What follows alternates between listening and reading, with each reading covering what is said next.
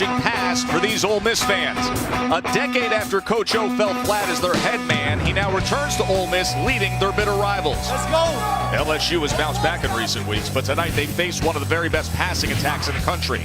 Quarterback Shea Patterson is revving up the Rebels. It's been an up, down, and back up again season here in Oxford. But when it comes to primetime parties, the Grove is still undefeated.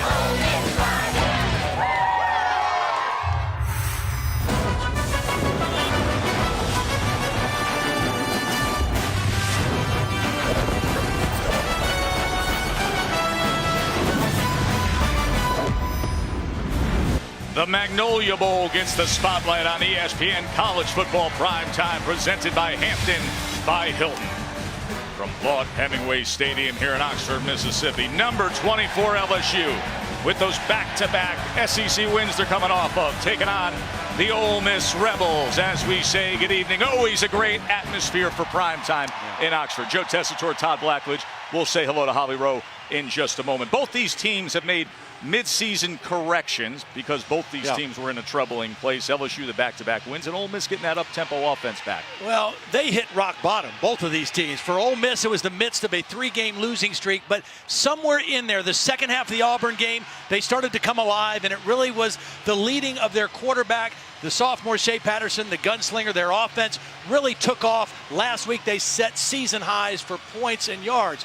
For LSU, their bottom was a devastating loss at home to Troy. But since that time, 2 wins against SEC opponents, and their defense led the way. And what's happened with their defense in the fourth quarter of those 2 wins, unbelievable. They held Florida and Auburn to no points, a total of 74 yards and only 3 first downs. That is suffocating defense, and that's what's led the turnaround for LSU. And makes for a good matchup here. That defense against this offense that went for over 600 yards last week against Vandy.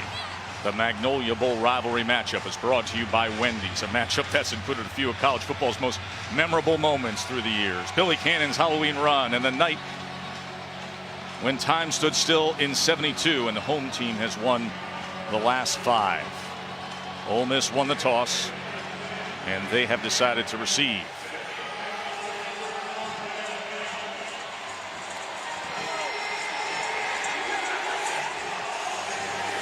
'106th meeting. Started playing back in 1894.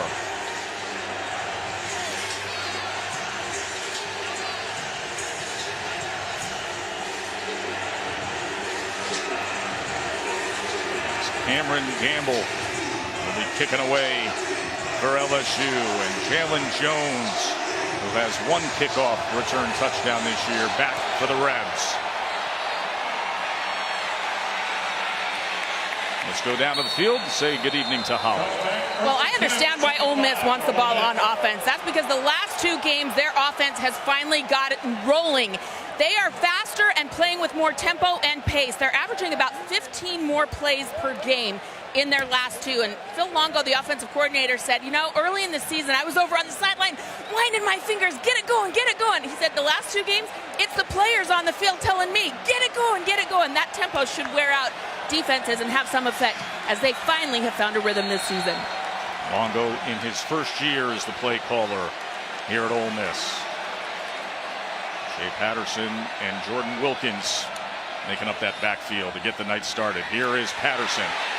Plenty of time as it was incomplete. He was looking for A.J. Brown, who has been quite the force. Patterson himself is coming off a 351-yard 4-touchdown performance against Vandy. He has thrown the ball well and for a lot of yards all season, but the last 2 weeks he's taken care of the football, and he is the guy pushing the tempo. Wilkins finds a nice crease. I think this has been a big addition to the Ole Miss offense the last 2 games, is their running game, which was struggling when we saw them against Alabama, has kind of kicked it into gear, and Jordan Wilkins at 100% is a big part of that. 3rd and less than 1. Quick throw and incomplete as Brown couldn't hold on 3rd and short. That's the hardest play that LSU will have to defend tonight. The play action with the RPO quick slant. This should have been a completion for an easy first down. The normally reliable A.J. Brown just couldn't hold on to it. That's a hard pass route to cover in man-to-man. That guy is dangerous. DJ Chark.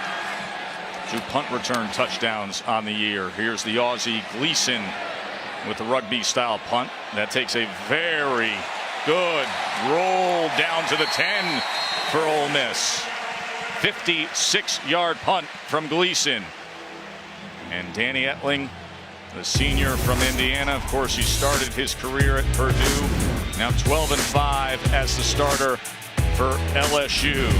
And the comeback win against Auburn last week, and he was at his best when they needed him most on third downs. He was 7 of 12 against Auburn.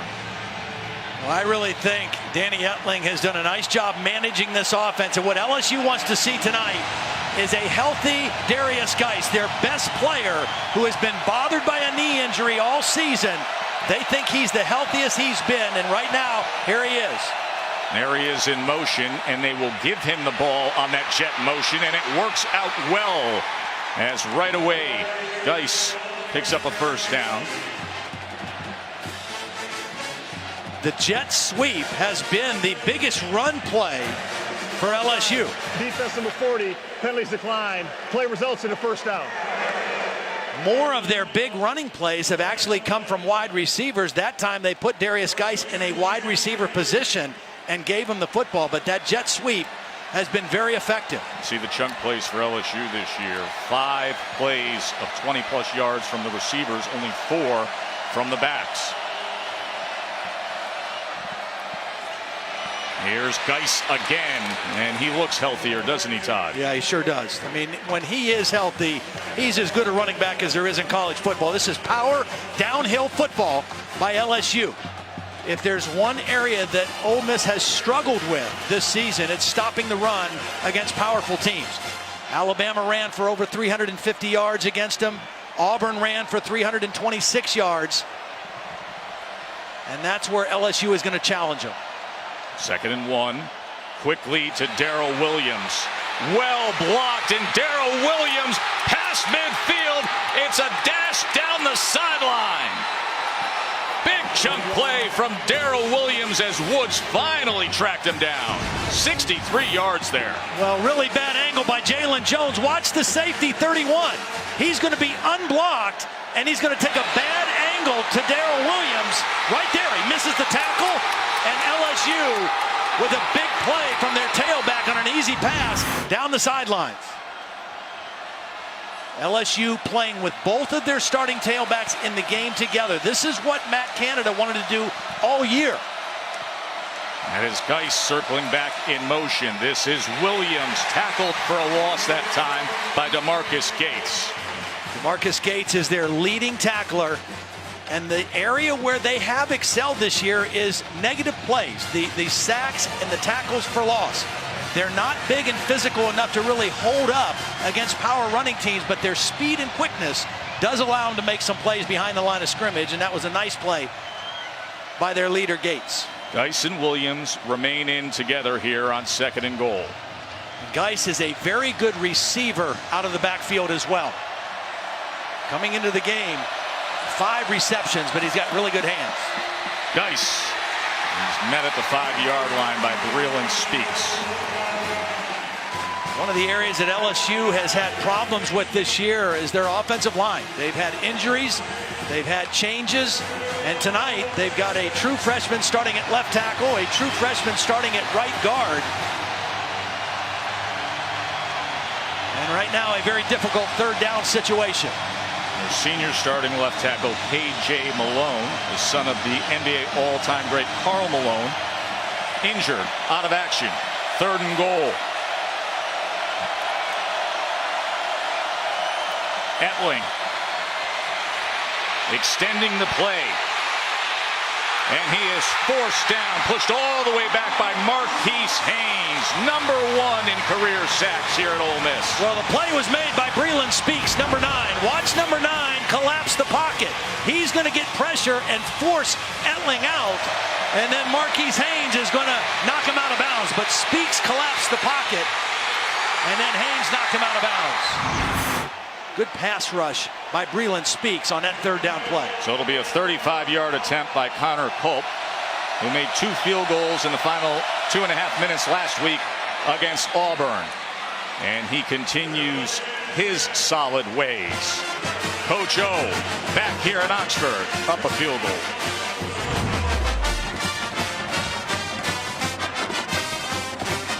A 35-yard field goal.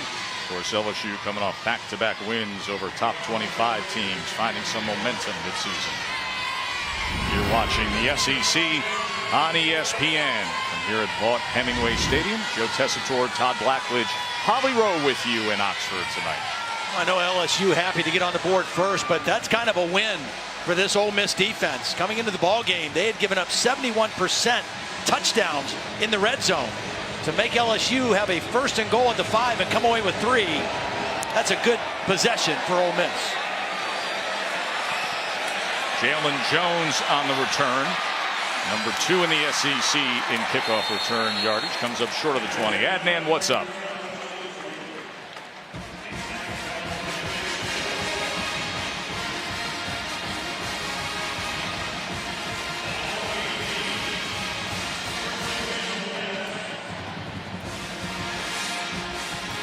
He is fun to watch, Baker Mayfield.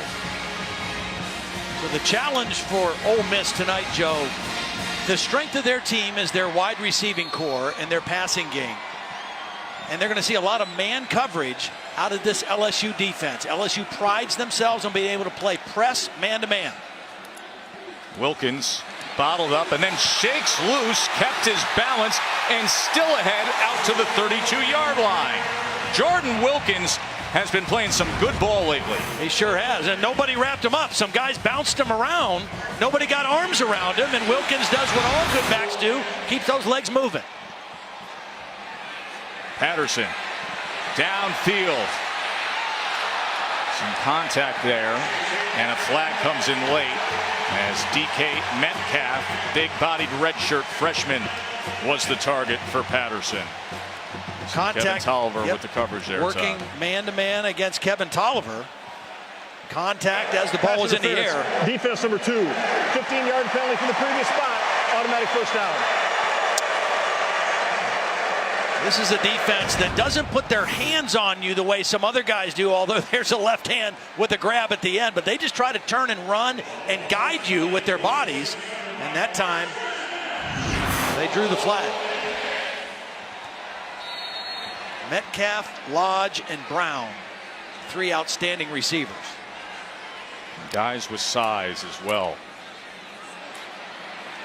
Wilkins this time was met by John Battle. You know, it's hard to be one-dimensional offensively in a league like this where they play defense the way they do in the SEC. Last week, Ole Miss offensively ran for 252 yards.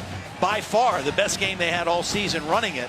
Before that, they only had gone over 100 one time. That was the opener against South Alabama when they had 102. So that kind of balance is what they're trying to get a better look with their offense.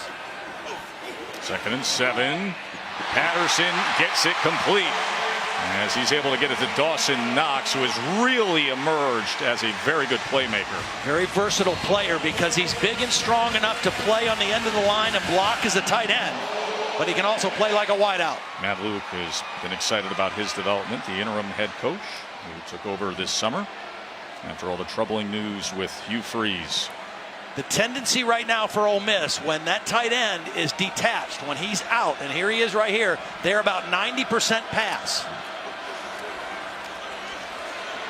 Look at the time for Shea Patterson as he goes underneath to Penniman. Just a gain of about 2 yards that time. See, LSU had that play well defended. The formation suggested pass. They had lots of guys in coverage and made it a very short game. Now when he's up in here in the core, they're 50-50 runner pass. Here's Penniman, and once again met by Battle. Really, I think, and so does Dave Aranda, the defensive coordinator at LSU, thinks that's when this Ole Miss offense is at its best. When he's in the core and it can be run or pass, that's when they're the most difficult to defend. 3rd down and 5.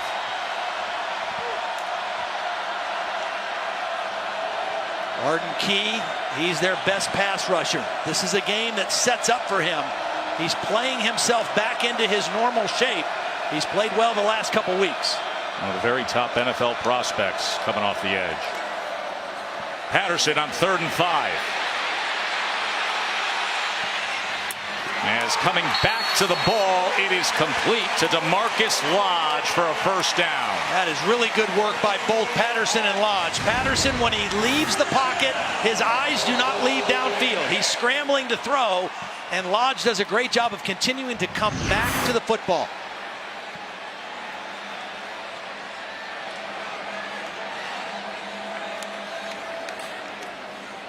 Patterson, he has a lane.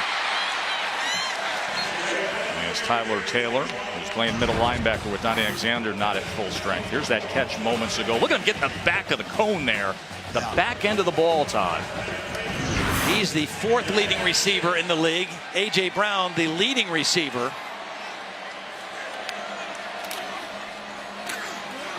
Wilkins. Not much room against the interior of that LSU front. Devin White in there on the tackle. He's the leading tackler on this team, also in the SEC. Had 15 tackles last week against Auburn. 5 games in a row with double-digit tackles. Converted running back. Plays really well sideline to sideline. 3rd down and 6. 9th play of this drive for Ole Miss. Last time on 3rd down, they only rushed 3 and dropped 8. And Arden Key dropped into coverage the last 3rd down. I got to guess he's coming this time. Play clock down to 1. 3rd and 6 for Patterson. With pressure right in his face, he gets it to Dawson Knox. Let's check this spot here. Looks like they're going to mark him maybe a half a yard shy.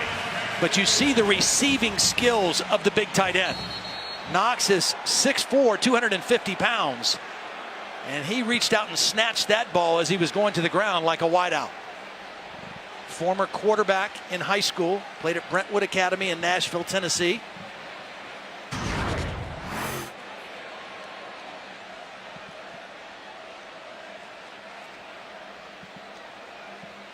See the effort by Knox as they will pull the chains. And Matt Austin, who heads up this SEC crew, shows us that about half a yard. Well, LSU got on the board first.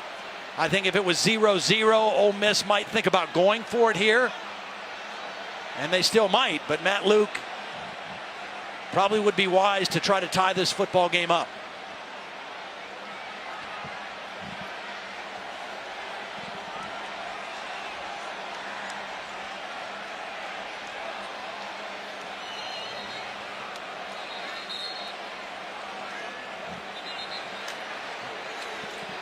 Crowd doesn't exactly love it. The decision that he will make, as Gary Wunderlich, who didn't play last week, got injured in the road game at Cal, and his hamstring's been bothering him. It's his plant leg. That's the injured leg, but he had a good week of practice, feels fresh enough to go. This from 31. And that's as reliable as he has been time and time again throughout his outstanding career. We are tied up nearby the Grove.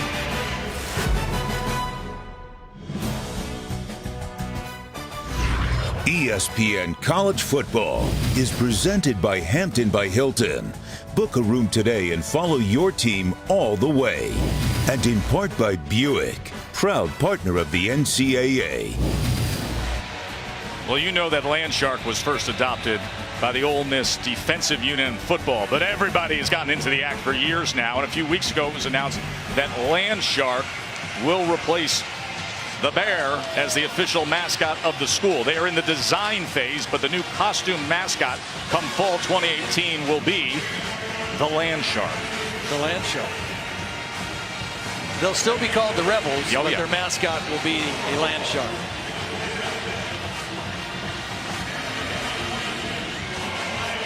Candy green.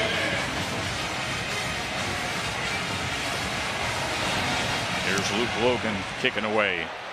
as it is a line drive that bounces into the end zone here in Oxford, where Ed Orgeron spent 3 years as the head coach of Ole Miss. One team, one heartbeat, one family. I had a great opportunity at Ole Miss, and I'm very grateful for the Ole Miss people hiring me and taking a chance, but I didn't get the job done. I learned my strengths and weaknesses. It's never going to be about me. It's always going to be about LSU and this football team. Coach O was here 2005 to 07, was 0-8 in SEC play in his final season. Geis nearly tripped up and then spins ahead for 9.5 yards. Well, already I'm loving what I'm seeing out of Darius Geis. You know, I talked to him on the field before the game. We met with him the last time we had them, and he's got a lot of swagger to him. And I went up to him, I said, are we going to see the real you tonight? He says, where's the fake one? I said, no, I don't mean that. I mean, are we going to see a healthy Darius Geis? He says, yeah, I feel good. Yeah, he looks good.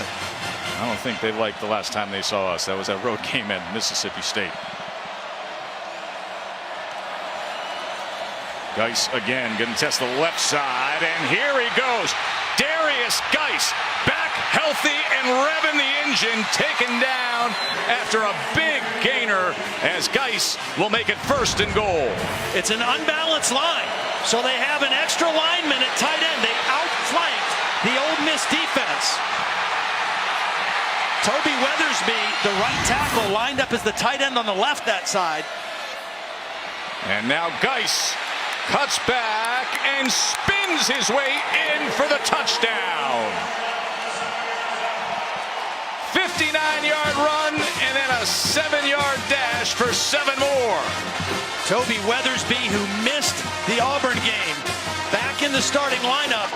They ran behind him on the long run, and they ran behind him on the touchdown, one side to the other. And Darius Geis off to a great start in this one.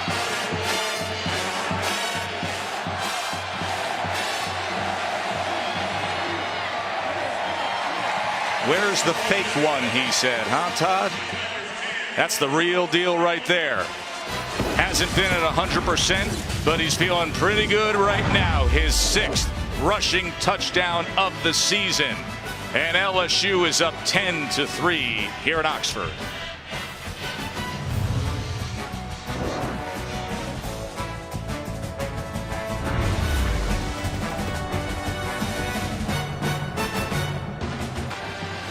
Darius Geis in his last 3 games only totaled 135 yards and a touchdown. Already 98 and a rushing touchdown.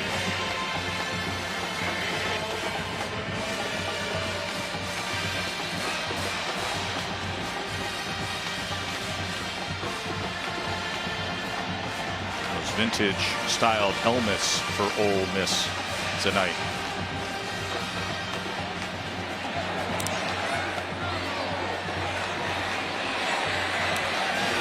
Jones is going to take a knee, and we're going to take a visit to Adnan.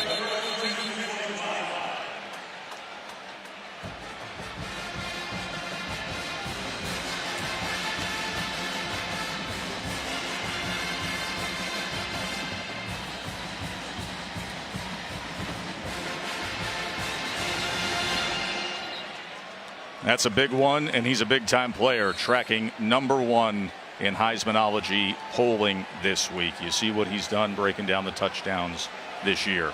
Such a great matchup. The offensive coordinator, Joe Moorhead, against Don Brown. The defensive coordinator, Michigan, putting him in the Wildcat, picks up an extra blocker and a big play early in the game for the Nittany Lions.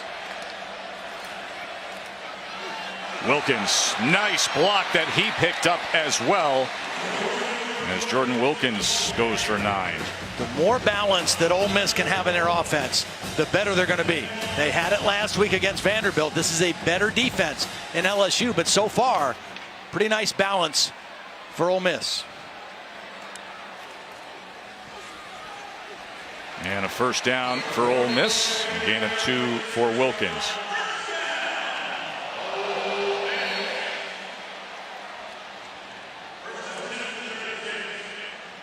First possession, they targeted A.J. Brown twice, didn't come away with the completion. Going to take a shot downfield, looking for Lodge, and it was right in and out of his hands. Patterson can't believe it. You just have to win one-on-one battles because LSU is going to play man the whole night. Greedy Williams, their best cover corner, running stride for stride. It's a perfectly thrown ball, and Lodge just not able to come down with it. Few costly drops early on from the Ole Miss receivers.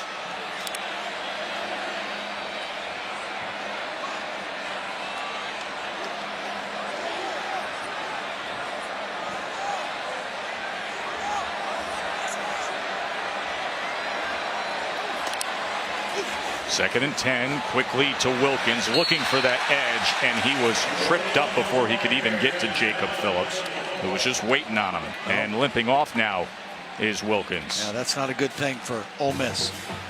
He was injured early in the year, came back about midway through the Alabama game when we had him. He ran for 102 yards against Alabama's defense, which is not easy to do. And he's been healthy since then, but that's not a good sign right there. So Penniman comes into the game as Wilkins limped off. 3rd and 11.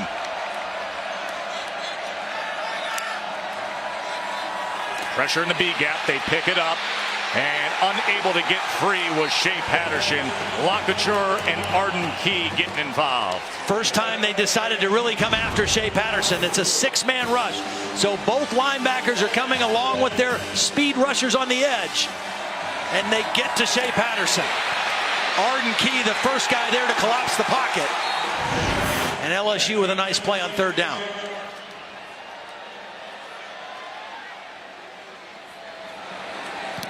Gleason, as he comes across his body, and this time not as favorable of a roll for Ole Miss, but still a decent punt from Gleason. Let's check in with Adnan again.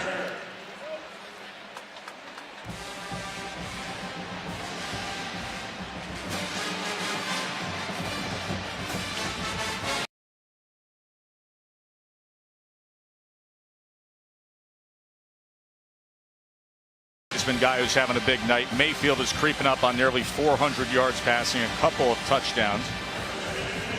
This is the time of year and the point in the schedule, Joe, when those Heisman moments present themselves. And that's what Baker Mayfield had last week and again this week. That's what Saquon Barkley has tonight and the next 2 weeks. And keep in mind, Bryce Love with an off week, the Stanford running back. Darrell Williams with a gain of 3.5 yards. Well, already tonight we're seeing what LSU wanted to be offensively all year, and that is having Darrell Williams and Darius Geis play together a lot. They've been on the field together. That gives them a lot of versatility. You take a look right now, 7 times already for 141 yards when those two are together, because it makes them very difficult to defend. They can do a lot of different things. Etling, he's only passed it once tonight. And he just floats that out of bounds as Breland Speaks was giving chase. Probably the best thing Danny Etling has done for LSU this year is make decisions like that. He's not going to beat you with his feet. He's not the most accurate passer, but he's smart and he makes good decisions and he takes care of the football for the most part. He's only had 1 interception the entire season. Marquise Haynes had 3 sacks last week against Vandy. 3rd and 7. Maybe a chance to get after Danny Etling here. Well, this is the time for him to shine right here. Here he is on the bottom, number 38.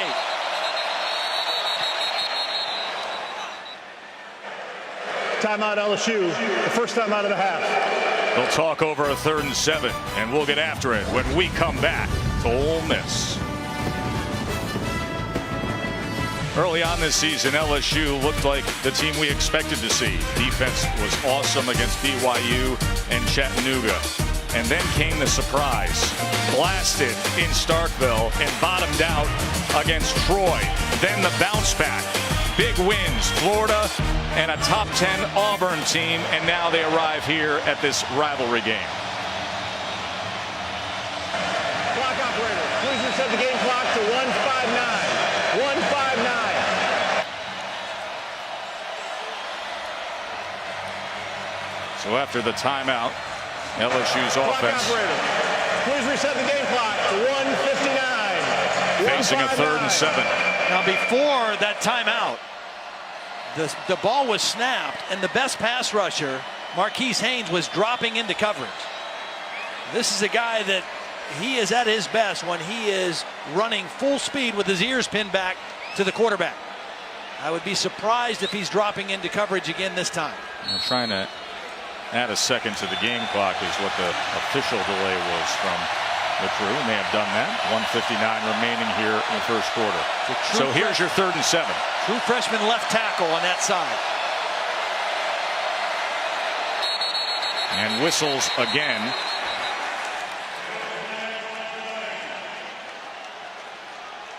Right tackle moved. Toby Weathersby, the right tackle, moved early.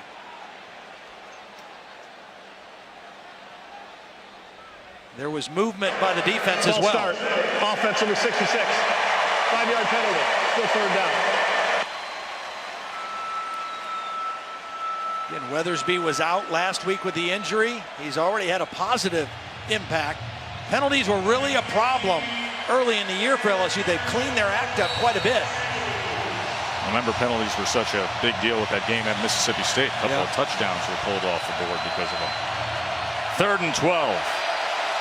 Sure, Danny Etling needs to be very smart with the football. You've got the lead, and this is a tough situation, 3rd and long. Flag is down. This could be a free play for LSU as he gets it to Russell Gage, who wiggles his way out to the 27-yard line, but we will check on the flag.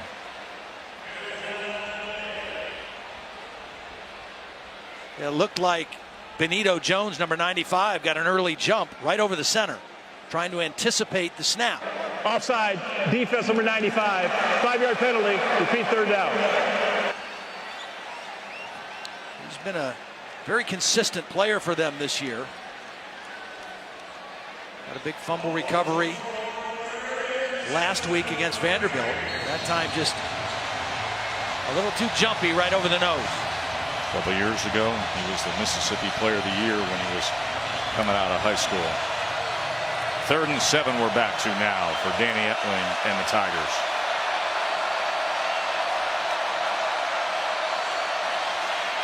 Etling being chased down, and he is sacked by Speaks. Nice little stunt this time between Benito Jones and Speaks.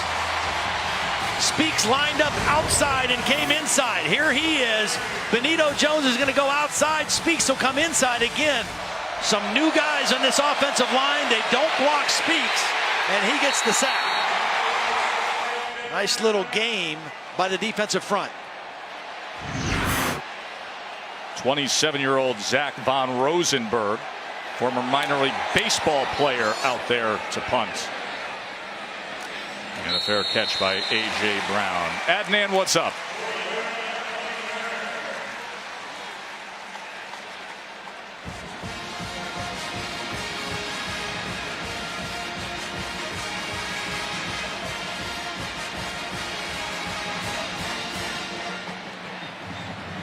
Heisman is about moments. It's about the big stage. And that guy is built for it. And tonight could be one of those defining moments in his campaign.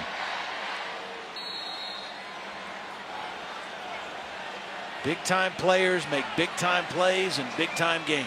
That's what it's about. Well, Devon Penniman remains in there as the running back for Ole Miss as they start this offensive series. They fake the pitch, coming in hard. Ball is out, as it was Arden Key coming in hard on Shea Patterson, and Ole Miss able to recover, but a loss of 6. Yeah, Shea's got to get rid of this football. That clock in his head's got to go off. Arden Key goes right around the left tackle, and Shea Patterson holds on that ball too long. And that's not just any left tackle. That's Greg Little, who was one of the biggest national recruits a couple of years ago, and a guy who's thought of as a NFL prospect, and Arden Key just went right past him, Todd. Arden Key, when the season started, when he first came back, he was heavy. He has been on a real strict program with the nutritionist at LSU. He's lost a lot of weight in the last 4 weeks, and he looks quicker and better than he did when the season started. Good old-fashioned SEC rivalry game. Ole Miss and LSU, and Geis, the difference on the scoreboard right now, 10-3 Tigers.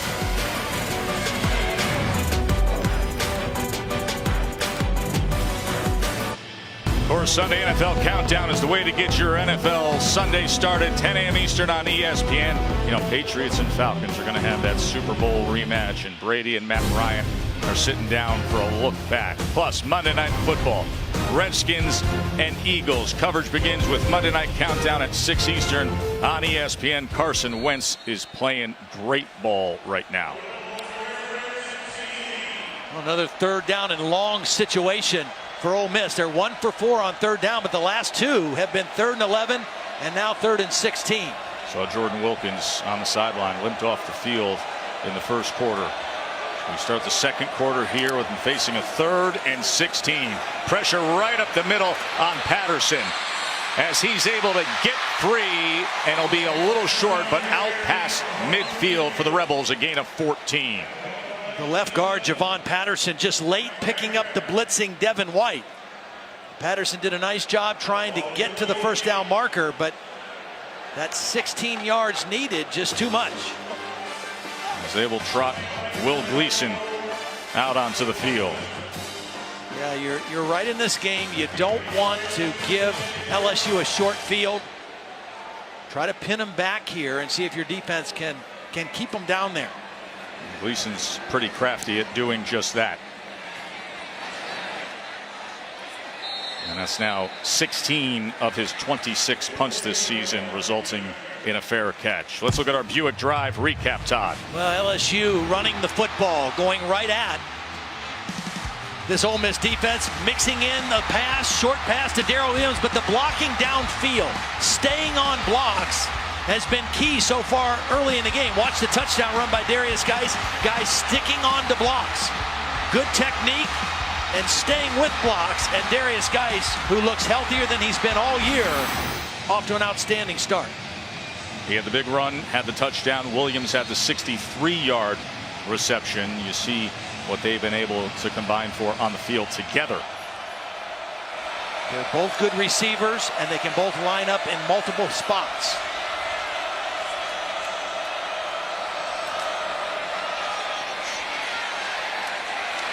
This time out to the 11-yard line. Evans with the tackle. Again, this offense that LSU's running now with Matt Canada, they use a lot of pre-snap shifts and motions. They try to confuse you and try to get you outflanked. They'll have a lot of times when they end up in an unbalanced front, which means a tackle is lined up as a tight end and a tight end is lined up as a tackle. And then they run inside with the back and jet sweep with their wide receivers. Remember, Canada was the OC at Pitt, and they set plenty of records there. Williams to the outside as he was cut down by Jalen Julius. We saw Geis run a jet sweep earlier. That was Williams on a jet sweep. That was really well played by Jalen Julius, getting off of a block and making a tackle. Big third down play right here for the Ole Miss defense. They get a stop, they can get a shorter field.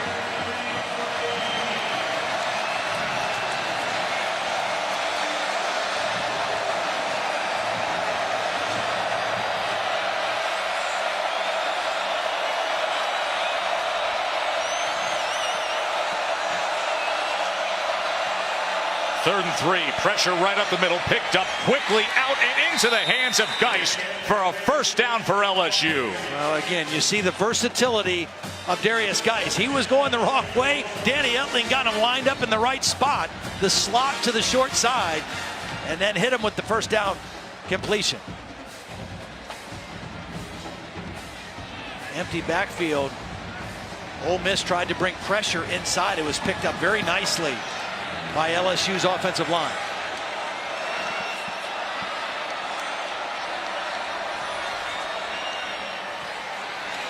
Geis again, and look at him fight for extra yards, and finally the rest of the Rebels defense corralling him. You know, coming into this game, he was only averaging 4.3 yards per carry. He's blowing that out of the water tonight.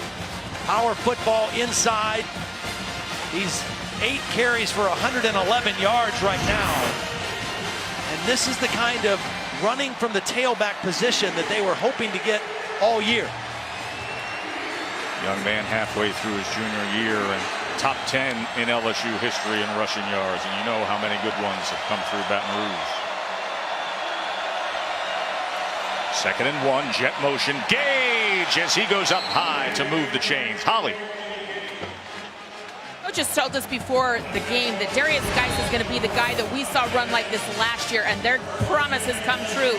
They told us that he got nicked up in training camp. A knee injury has kept him at not 100%, but he is running hard tonight. They said this has been the first full week that he has done everything in practice. Both he and Darrell Williams are back at full strength, and boy, have we ever seen it. Tommy Robinson, their position coach, said, "Get ready tonight. I think my boys are going to run loose." The difference, he's always run hard, but he's got that extra gear tonight, Holly, that he has not had previously. Show the same jet motion with Gage and go back to Geis. You know, he ran hard against Florida. He ran hard against Auburn. He didn't gain a lot of yards. He didn't have many big plays, but he's got a little extra gear tonight that he has not had. And the combination of he and Darrell Williams on the field together is creating some confusion and some problems for the Ole Miss defense. Like situations like this, Yeah, where he's the number 2 receiver to the top, and Williams is in the backfield as Geis will reverse pivot in motion, and they will run a GT counter with Williams with some success.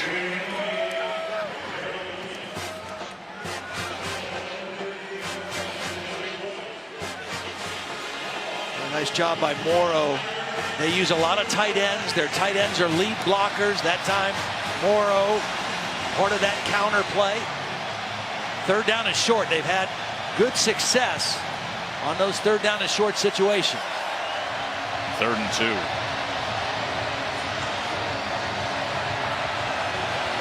As Wilkins is heading off with a trainer.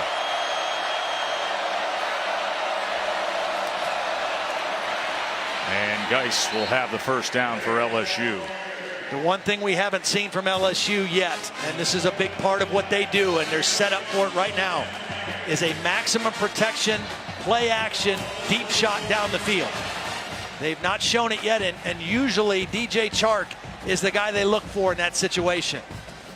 They've run it very successfully, and they're in a perfect position right now to go for one. There's number 7 running out there, the SEC Offensive Player of the Week at 150. Had that big punt return against Auburn.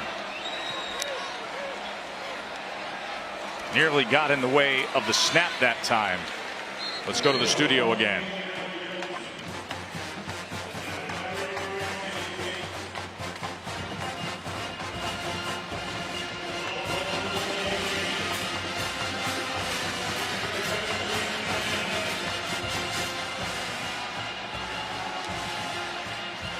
That offense is awesome to watch, Adnan. By the way, Mayfield went for 410 passing with 32 completions and 69 rushing with 2 more rushing touchdowns.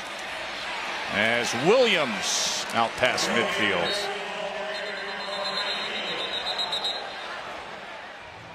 Gain of 5 there. It'll be 3rd down.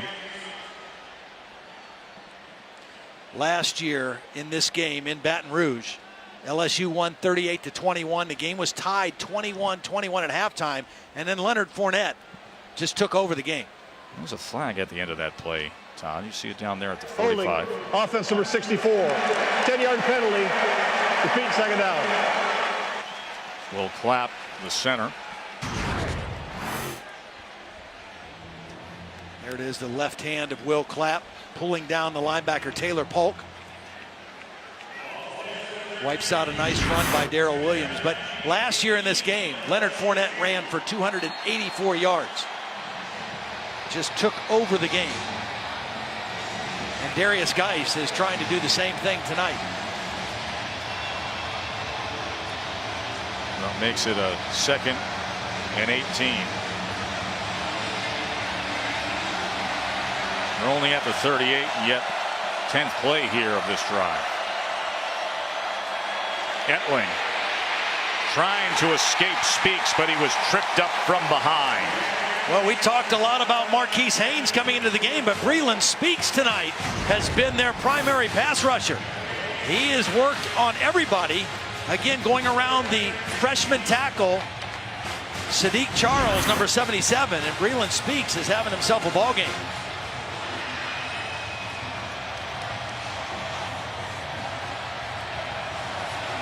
Ole Miss is a little thin on their defensive front. A couple of their defensive ends went down with injuries a week ago.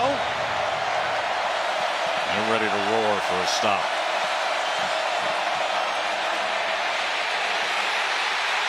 Etling escapes for the moment and then ridden down by A.J. Moore.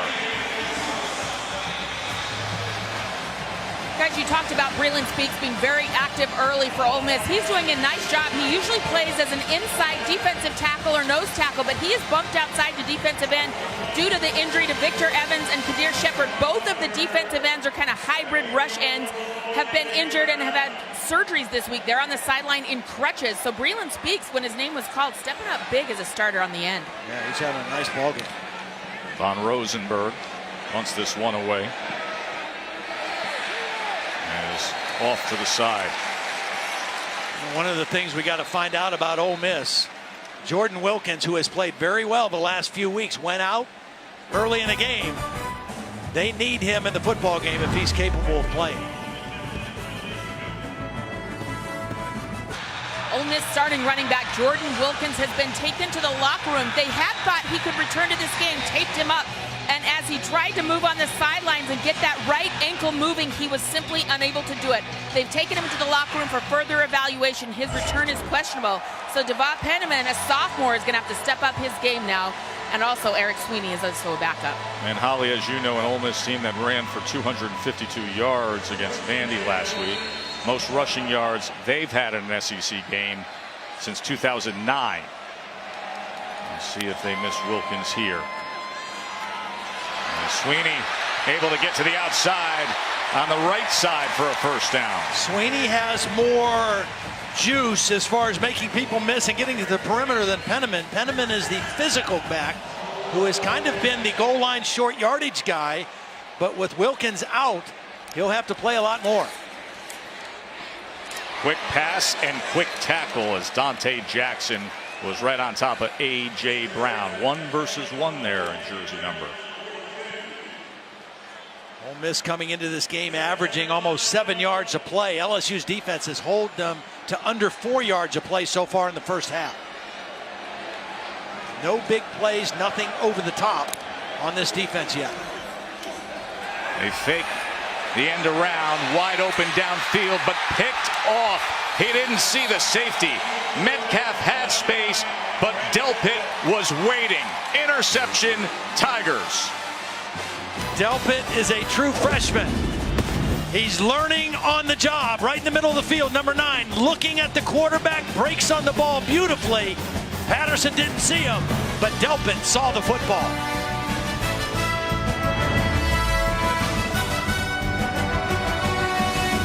ESPN College Football, brought to you by Nissan, premier partner of the Heisman Trophy, and Wendy's fresh, never frozen beef hamburgers, the official hamburger of the NCAA. Always a great setting here in Oxford. Nice. It's a primetime game, LSU and Ole Miss, and Delpit moments ago with the interception of Shea Patterson. 10-3 LSU. What a turnaround it has been for the Tigers midseason.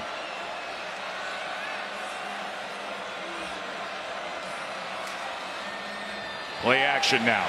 Etling steps up and then tucks and runs and able to get himself to the 25. That's the first time on first down that LSU has tried to throw the football. Prior to that, 9 rushing plays on first down. And a good decision, again, by Etling. It's not there. Don't force a throw down the field. And gain 5 yards by tucking the football. There's the medical tent. Shea Patterson's in there. Looking threw at his first interception in his last 99 pass attempts. Looking at his right knee, which is his plant foot. And that's Jordan Ta'amu warming up the backup quarterback. Second and 5. Etling again, this time able to connect with his tight end, John David Moore, for a first down. Run the football with success, as LSU has done tonight.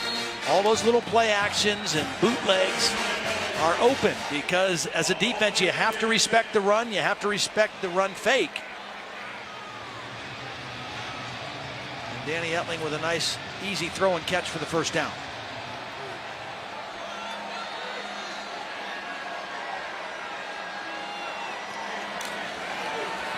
First down run for Williams. Let's check in with Holly. Ball came out at the end there. And they're going to rule him down at the 39. Holly, take it away. Well, when Shea Patterson came off the field, the Ole Miss quarterback was pointing to his right knee for the athletic trainers to look at something on the outside of that right knee. They put him in the medical tent. He's sitting up on a table. I could see in through that tent that they're doing some ligament stability tests on that knee. He's kind of laying on his back as they test his knee. So we'll definitely keep you updated on what's happening with Shea Patterson here. It's kind of odd to see him running after throwing the ball there. There was no contact. He was running fine after he threw the ball and then all of a sudden was limping. There's Geis on 2nd and 7 as he's able to bounce it to the outside, and Geis will have a first down just short of midfield. And he was down there. See, if you have a knee injury, you're not going to be able to bounce like this. You watch Darius Geis, he's going to make 2 bounces. Here's one, and here comes another one. Boom, plant that right foot and turn this into another positive game. Darius Geis, 11 carries, 126 yards now. 11.5 per tonight against this Ole Miss defense.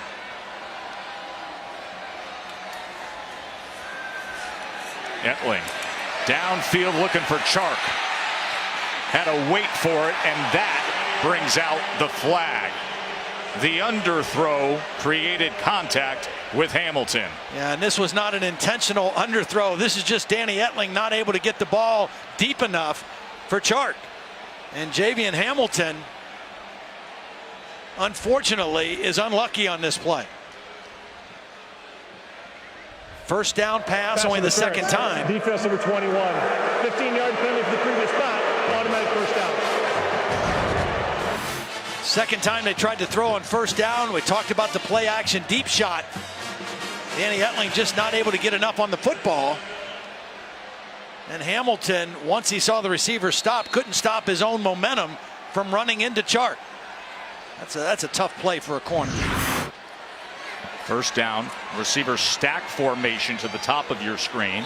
And now they run Dillon in jet motion as they hand off to Williams, who finds a seam inside the 30. Well, we mentioned the problems this Ole Miss defense has had stopping the run. Alabama, 51 carries, 365 yards. Auburn, 51 carries, 326 yards. And even Vanderbilt last week, 188 yards on the ground, average 5 yards per carry. LSU right now 140 here in the first half. Very hard when you can't defend the run any better than that. Play caller's dream, 2nd and 2. Williams right behind that block of John David Moore, and that'll move the chains. That's the guy they call the crime dog, Wesley McGriff, the defensive coordinator for Ole Miss. Tom. Another unbalanced line look. Wesley McGriff seeing a little bit of everything tonight.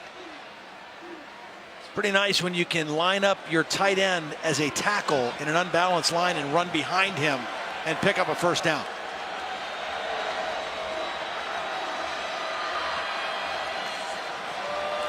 Williams again as he's taken down at the 21-yard line, a gain of 4. Robinson with the tackle.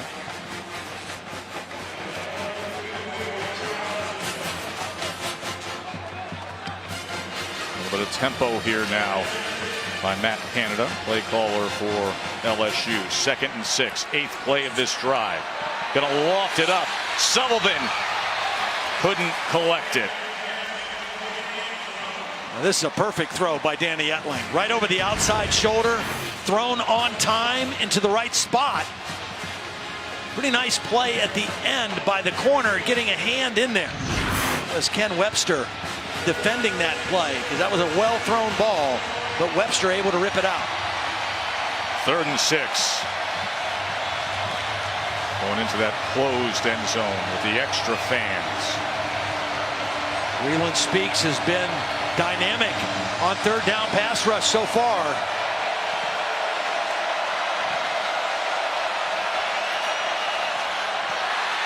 In and out of the hands of Gage, would have been a 1st down. Ball was thrown a little bit behind Gage, but still a very catchable pass. Russell Gage has been probably their most reliable receiver all year. Ball's a little bit behind, but still one that he's got to come down with. And for the most part this year has come down with. Culp has made 4 straight field goals now. This a 38-yard attempt made from 35 earlier. And it looks like LSU has solved their place kicking problem of just a few weeks ago. 10-point lead for the Tigers. Quarterback for Ole Miss, Shea Patterson, has been taken to the locker room with a right knee injury. I can tell you that as he limped past me, guys, he is very upset by whatever has occurred. In his place, Jordan Ta'amu is getting into the game for the first time. He hasn't thrown a pass all season, just 3 rushing attempts. All of his teammates just came to him on the sideline. They're trying to pump him up. Phil Longo, the offensive coordinator, just came, had a long chat with him, like, go slow. We're going to take this easy. This will be a new experience. Not a single pass attempt yet this season for Jordan. No, Holly, last week just had those 3 runs for 32 yards, Jordan Ta'amu. So they will be absent of Shea Patterson, who is top 10 nationally in passing touchdowns and total offense. Trailing LSU by 10 is Ole Miss.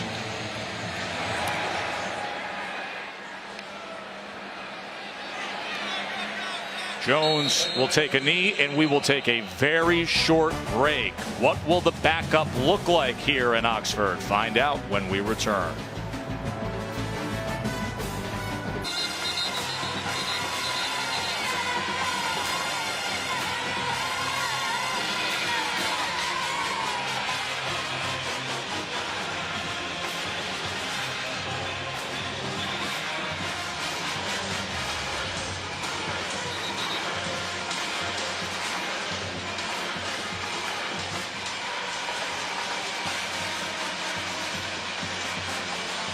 Thank you, Adnan. Saw a lot of guys going up high trying to hurdle defenders today. You know, the guys will also chime in. Jesse and Joey will talk about what happened at the end of Oklahoma State and Texas. So here is Jordan Ta'amu from Pearl City, Hawaii, by way of the JUCO ranks, in at quarterback for Ole Miss. And Sweeney has a big hole and a 1st down and a little more for the Rebels. So one of the problems here, Joe, but that's a good 1st down play, is Ta'amu is a dual threat guy. He's a very capable runner, but with the status of Patterson unsure right now, I'm not sure they want to run their quarterback. 3 timeouts remain, a minute to play. He's going to show you that arm, and nearly complete to A.J. Brown. Now, I was at practice on Thursday, and Ta'amu got a lot of reps. I mean, they run their 1st and 2nd team almost equal reps for most of practice. So he's very well versed in what they want to do offensively. He just has not. That was his 1st pass attempt in a game this whole season. Fans got a little excited about what he was as a backup in their spring game, the Grove Bowl, passed for 188 and a touchdown then. But this is a little different. Prime time against LSU, and Sweeney's up for it as it's another 1st down. Gain of 13. Clock stops with that moving of the chains. Now, Ole Miss has 3 timeouts, and because they've had 2 successful runs in there at midfield, they may try to score here now. Ta'amu in for Patterson, gets it complete. 1st down and more. Van Jefferson. 14-yard completion, his 1st as a Rebel. Ta'amu, and a timeout will be used here, Todd. See, I think they were going to be very conservative with their backup quarterback. But after 2 run plays that were conservative plays, First time out of the half. kind of a letdown by the LSU defense, Ole Miss now has a different philosophy of what they're going to do here at the end of the half. Now they're going to try to strike. I want to remind you, you can kick off your Week 7 with Sunday NFL Countdown at 10 a.m. Eastern on ESPN. Brady and Ryan, they're going to sit down, take a look back at the biggest comeback in Super Bowl history. You know, Patriots and Falcons going to have that rematch tomorrow, and Randy Moss is going to rank the best catches from today. college football, and you got mossed. And Week 7 Monday Night Football, we got the big one in the NFC East. Redskins and Eagles. As Monday Night Countdown begins at 6 Eastern on ESPN. The Eagles got the best of the Skins back in Week 1 at FedEx Field, and now the second one here in Philly. You know, for the first about 29 minutes of this first half, LSU has shut down the Ole Miss running game, and all of a sudden, a boost from Eric Sweeney, and Ole Miss in scoring range. Ta'amu. This is where he can get to work. Batted and then falls down. He is dangerous with his legs, but he decided to throw it there, and it was deflected by Devin White. Yeah, probably would have been better off running that one and then getting to the sideline and getting out of bounds to stop the clock. They still have 2 timeouts and 31 seconds left on the clock.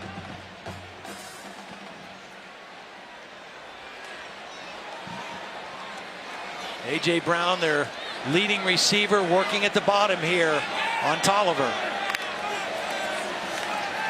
Here is a design quarterback run, and look at him go. Jordan Ta'amu, and smartly gets out just inside the 20, leaving 25 seconds in the half. Good call by Phil Longo, offensive coordinator, playing to the strength of his young quarterback, and a good decision by Ta'amu to get out of bounds and not take an unnecessary hit. As an Ole Miss player trying to run off the field there late. Number 2 timeouts remain. Looking for a throwback out of the backfield to the end zone. He goes. It was Sweeney who he was trying to find there. As the crowd wanted a flag, but instead it'll be 2nd and 10 with 18 seconds left. Devin White, the leading tackler, stride for stride with Sweeney, and nice job on that play. So Shea Patterson dealing with that right knee injury. Jordan Ta'amu took over at his own 25 with 1:17 left, and now the 8th play coming up. Metcalf is the big receiver, a target in the red zone. Number 14 at the bottom of the screen. Snap was off and low to the left. Ta'amu gets it and then guns it complete inside the 10. They're going to have to use a timeout here. Yeah, he should have turned the other way and gotten out of bounds. That was Van Jefferson, the sophomore receiver. The second timeout of the half. It'll be a 30-second timeout. And there's no reason for him to turn back inside. The snap is hard and to the left. Nice job by Ta'amu, just fielding the snap, keeping his poise and delivering the football. 8 seconds, 1 timeout left. You got a chance to take a shot at the end zone, and again, the guy that you want to pay attention to, DK Metcalf, at 6'4", 225 pounds, the big-bodied receiver. And A.J. Brown will probably be in a slot formation as well. So far, Metcalf with 0 catches, but this is his area of the field to excel.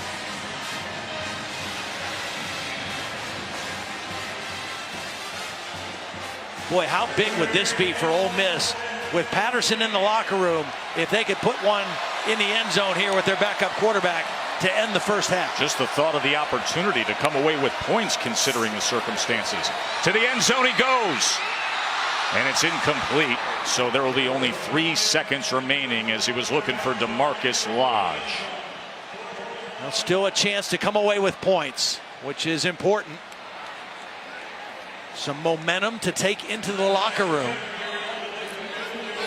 Down 1 score if you can convert here by Wonderlic. Wonderlic has had an outstanding career. Back from injury, tweaked a hamstring. It's just a 26-yard attempt.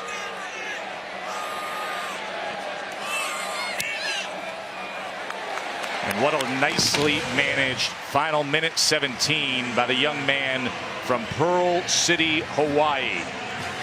Jordan Te'alolo Te'amo Perifanos, his full name, the son of Billy and Luisa, helps them get the field goal. Let's go to the studio to Adnan.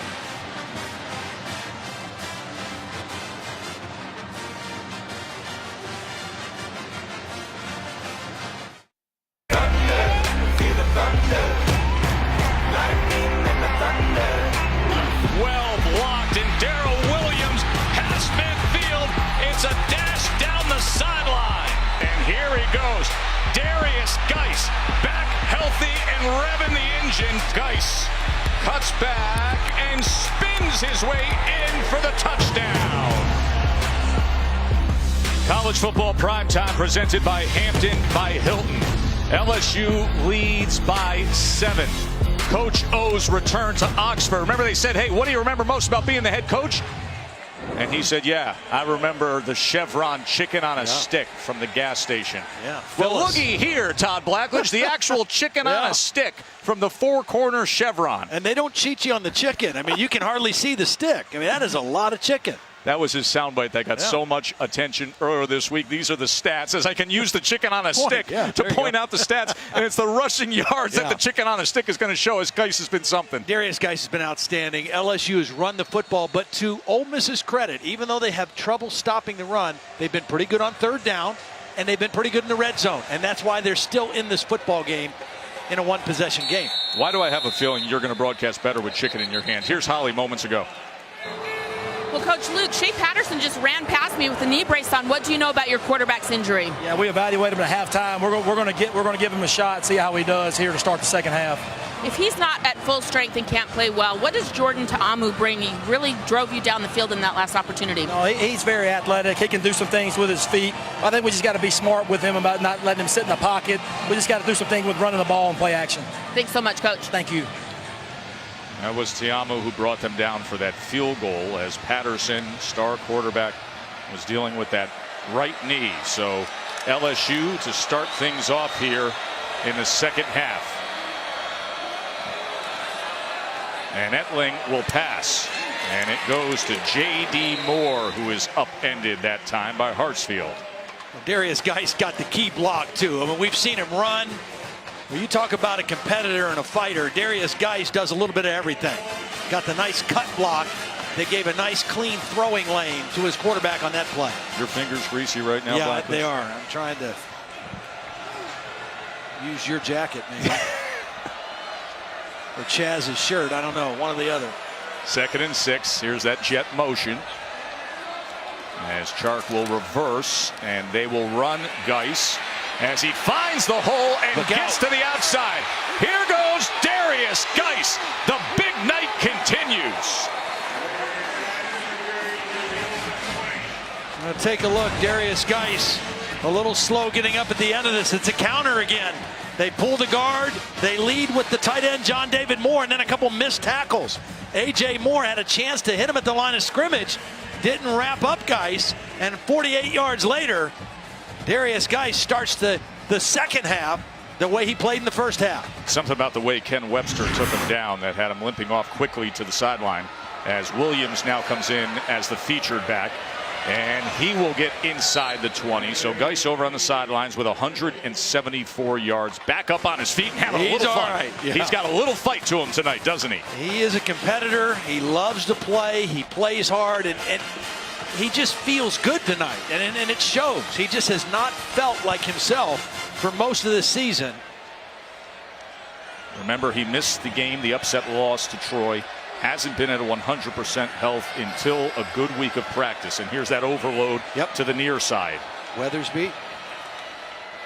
And they will run to the short side with Williams, who was upended that time as Zedrick Woods came charging in low. In LSU, this offense, they're going to shift, they're going to motion, and they're going to mix inside runs with the jet sweep and try to outflank you as a defense. And Ole Miss, even though they've given up some yards, when they've gotten to this part of the field, they've been pretty good, and they've been good on third down. Bringing in a whole lot of beef with Pettigrew and Carter, extra tight ends, and Williams at 230 in the backfield on 3rd and 2. And he's not going to get it. That was Jalen Jones darting in. Jalen Jones not only does a good job of getting there, but watch when he gets there, he's going to also maintain leverage. He's not going to let the ball carrier get outside and bounce it. And he gets the tackle as well. That's excellent play by Jones. So Connor Culp, who came up huge last week against Auburn, had the go-ahead 42-yarder with 2.5 minutes remaining. Looking to go 3 for 3 on his evening here in Oxford. And it is pure. And LSU pushes the lead to 10 to start the second half. Coach O's return.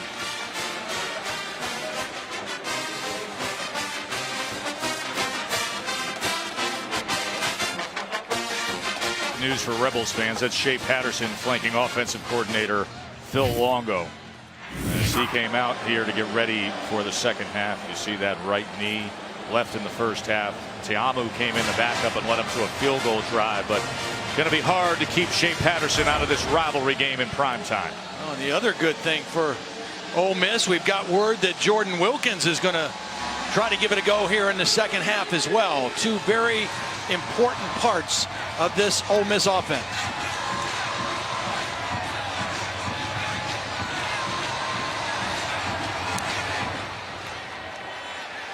Gamble's shorter kickoff will be returned by Jones. And Jalen Jones finds a crease all the way out to midfield. Jalen Jones, how about it? They said he stepped out of bounds, though, Joe. They're waving him back at the 32. What a return from Jalen Jones as Cameron Gamble, the kickoff specialist, had to take the angle. I'm sure they'll take a look at it. They said he stepped out. He was trying to tightrope on the sideline. Poor discipline on the coverage by LSU. There's a missed angle by Kerry Vincent, number 15, and then the kicker has to try to get a piece of him. Does he step out? Right there. The right foot. There it is, right there. Good call. Perfect vision. Excellent return and good field position for Ole Miss, but that was a touchdown. Jones had a 97-yard kickoff return touchdown earlier this year and is number 2 in the conference in kickoff returns. It's one of those deals. If he could have kept his heel off the ground, his toes were inbounds, but the heel is what stepped down in the white, and that's why it came back. But what a great return and a way to start the first possession offensively for Ole Miss. 56-yard return based on where they're marking it. That is the longest allowed by LSU this season.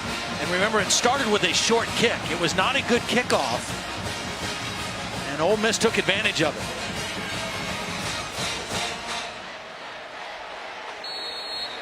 And Gamble got under it a little too much rotation, and thus it was returnable for Jones. And 20 and 22 in the backfield for Ole Miss. Starting quarterback and starting running back return for the Rebs. Here is Wilkins, and he looks mighty fine. Jordan Wilkins, the senior, who had that rare 100-yard rushing game in that blowout loss against Alabama, and then came back against Vandy and had 113 a week ago. 2nd and 5. A.J. Brown only 1 catch for 5 yards so far in the ball game. Patterson directing traffic, wants every bit of it, and that's incomplete. But the athletic A.J. Brown went up and tried to make it a fight with Jackson and Delpit. If it was just the cornerback, I think Brown comes down with this. But because Delpit, the safety, was able to come over and help, that's why they got the play. Delpit actually was able to help on the play and knock the ball loose.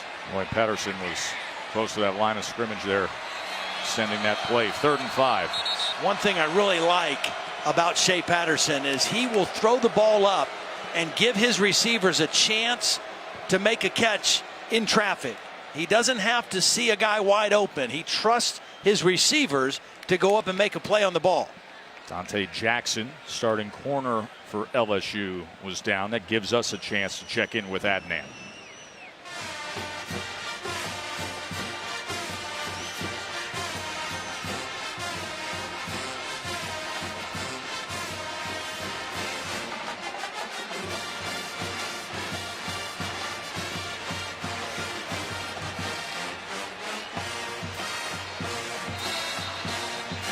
There is Penn State in our college football rankings, brought to you by Chick-fil-A, that lofty number 2 next to their name. Oh, what a critical touchdown right before halftime for Penn State. Michigan fought their way back in the game after being down 14-0, and Penn State able to tack another one on right before they go to the locker room. There's Dante Jackson. He was slow to get up at the end of that last play. So he will be off the field here on 3rd and 5. Ole Miss only 1 of 6 in the ball game on 3rd down so far. Wilkins, patient, wasn't he? And then look at him push Devin White ahead for a 1st down. I mean, he was using Devin White like he was a blocking slab. Really nice job on the counter play. Dawson Knox, the tight end, was the guy leading up on that play. Kind of a rare running play on 3rd down for Ole Miss. Watch Dawson Knox get right up in here and lead the play. And you mentioned the patience of Wilkins, allowing that block to happen and then sitting in right behind it and picking up the 1st down. And Dante Jackson back out on the field playing corner for LSU here. It's a 1st down for Ole Miss. They left Patterson. early. Yep. Van Jefferson, number 12, left early on that play. Before the snap, false start. Offense number 12. 5-yard penalty. Still 1st down.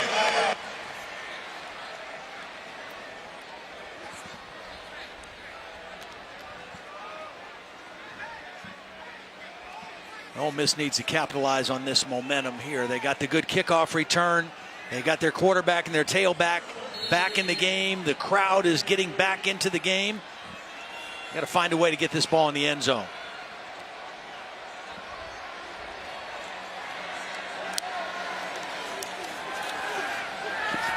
Patterson to the end zone he goes.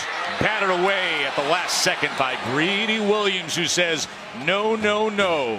He's their best cover guy, even though he's young. I mean, Greedy Williams is only a redshirt freshman, but he plays like a senior.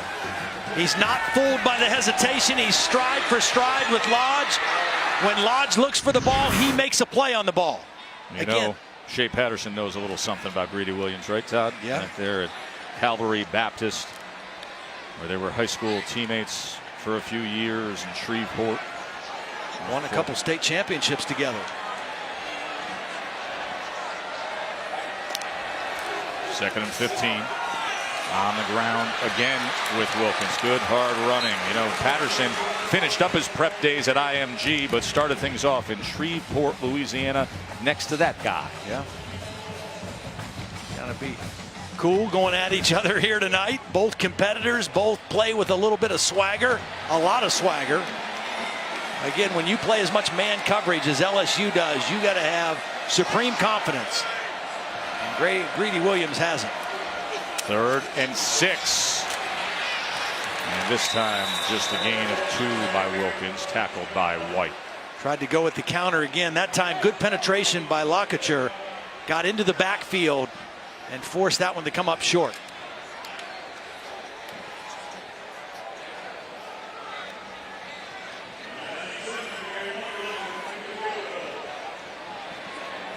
So here is Wunderlich back out there. 39-yard attempt this time. Make here and you keep it a 1-possession game. You stay right in striking distance.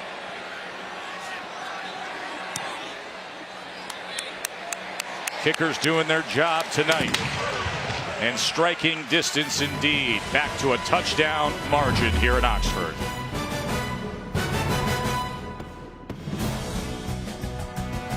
ESPN College Football, brought to you by the 2017 Lincoln NKX and Chick-fil-A. Start game day strong with the new breakfast hash brown scramble bowl. Well, it is universally accepted as the premier tailgating spot in all of college football, and they always bring their A game at the Grove. Gary Wunderlich is 3 for 3 kicking tonight. 9 points on the board for Ole Miss.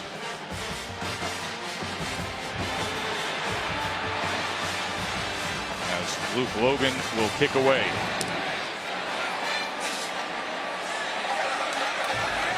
Edwards-Helaire on the return. Let's go to the studio to Adnan.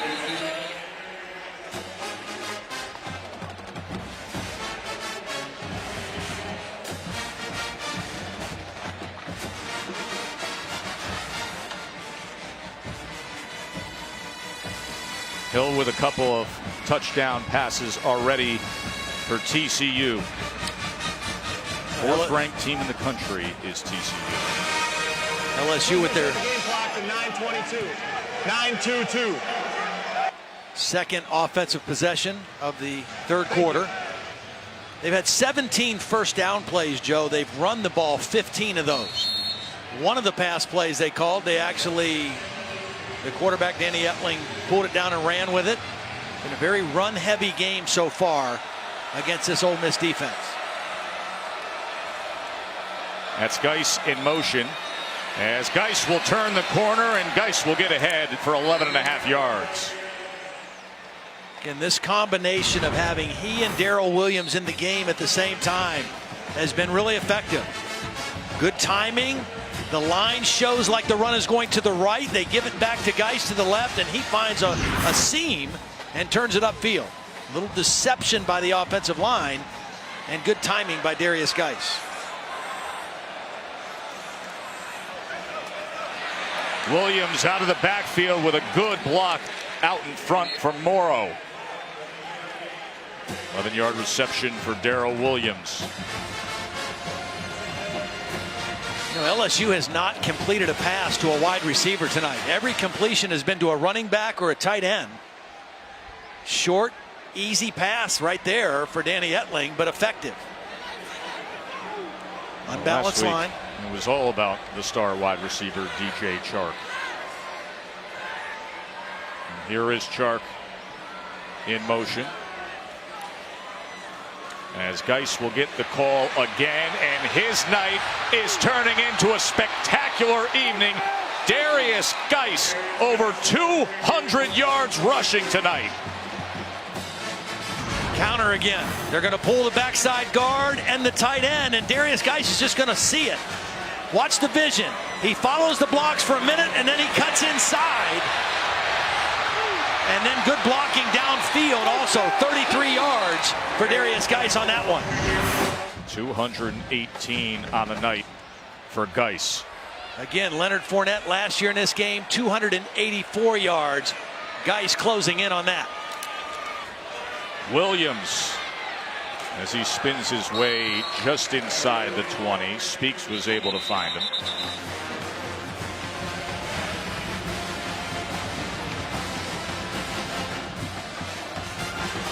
LSU offensive line has been banged up. They've lost some guys. They're playing without their starting left tackle tonight, KJ Malone, for the second game in a row.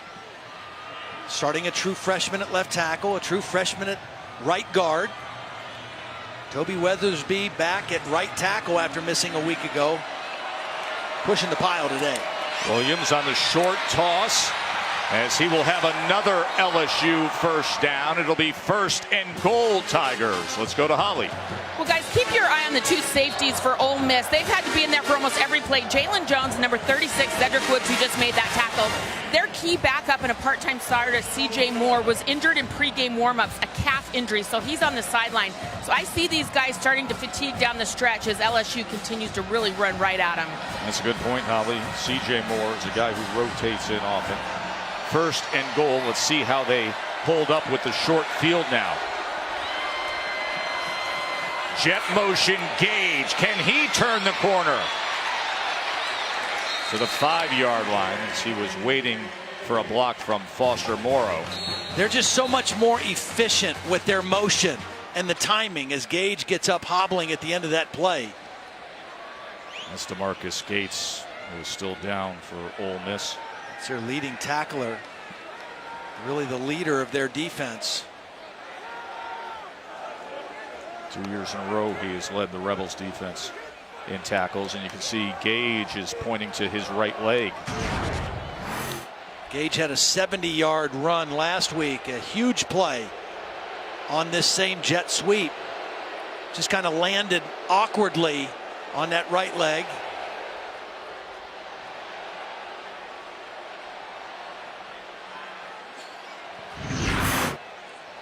You can see he's really favoring that. We will check on both of these young men when we come back. Allstate is proud to be part of the team that comes together to do good by contributing to participating universities' general scholarship funds for each field goal and extra point kick. And to date, Allstate has contributed millions in those scholarship funds. The kickers tonight are both 3 for 3 to add to that total. Well, that's not a good look for Russell Gage. Senior receiver was brought into the medical tent just moments ago. You got to believe this ball's got to go to number 5, right? Darius Geis, he's carried it 14 times tonight. He has not been stopped for 0 or negative yardage one time. 218 yards. Etling. He's going to tuck, run, dive, and score.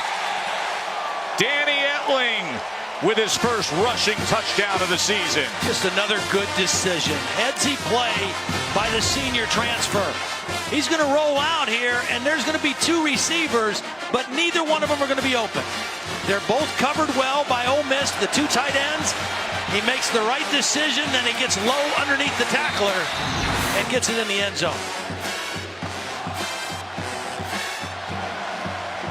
Not known as a runner, but that was a good, tough run for the touchdown. And a good, smart decision. Yep. Which is what Etling has been doing well for Coach O in recent weeks. Managed that game against Florida. Had a key role in the second half comeback against Auburn. And now another well-managed, smart drive where they could lean on the running game.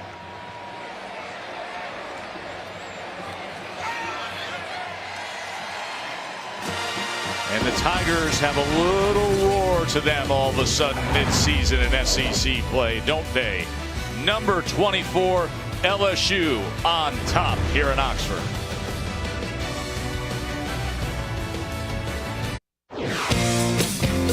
Billy Cannon watches it bounce. He takes it on his own 11. He comes back upfield to the 15, stumbles momentarily. He's at the 20, running hard at the 25, gets away from 1 man to 30, still runs to 25, to 35, to 45. He's down to 50, he's in the 10, 45, to 20. 10 to 5, he scored!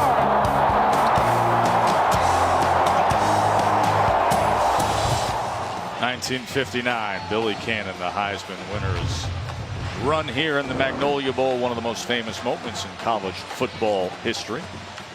23-9 in tonight's edition of this long-standing rivalry.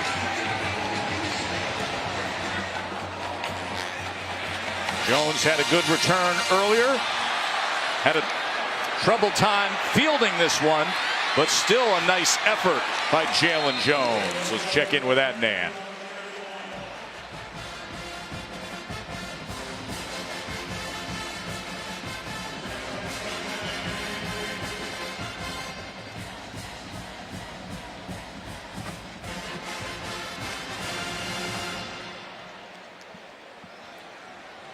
Feel like every single week in recent weeks you watch Arizona highlights, you stay up late for a little college football final with Joey, Jesse, and Adnan, and you will be wowed by the speed of Khalil Tate.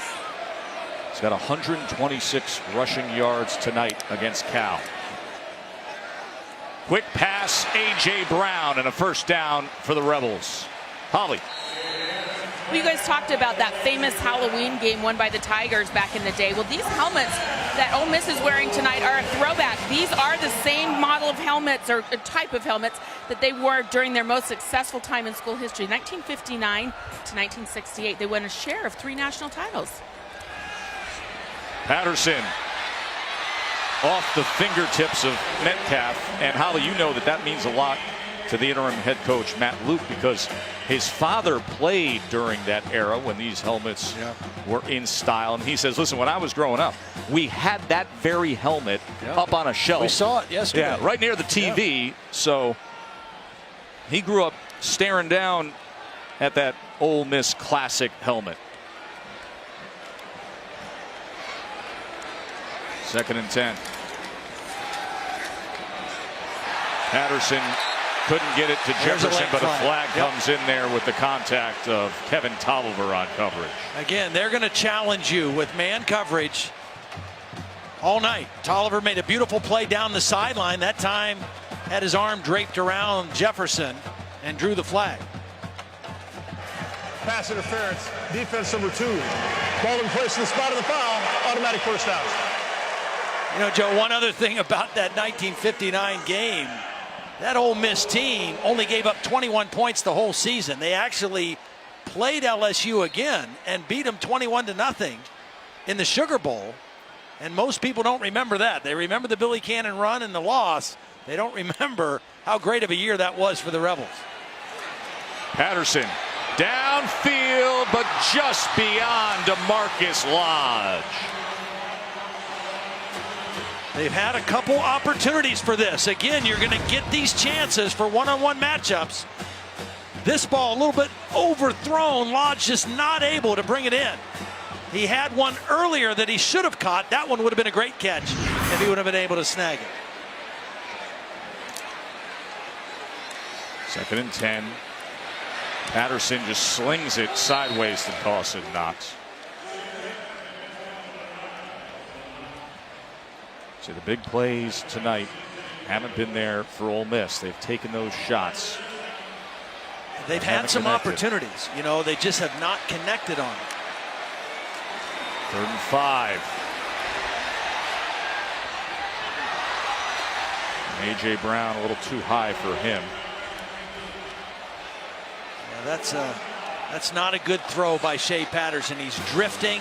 His body's drifting to the left. He's not setting his feet. And that ball sailed on him. And here in no man's land, facing a 4th and 5 and trailing 23-9. Offense, of course, will stay on the field. I think you got to look for the slant to A.J. Brown right here in the 3rd man in the slot. It's a strong receiver. Get him the ball quickly, right about the marker. 4th and 5, trying to stay alive.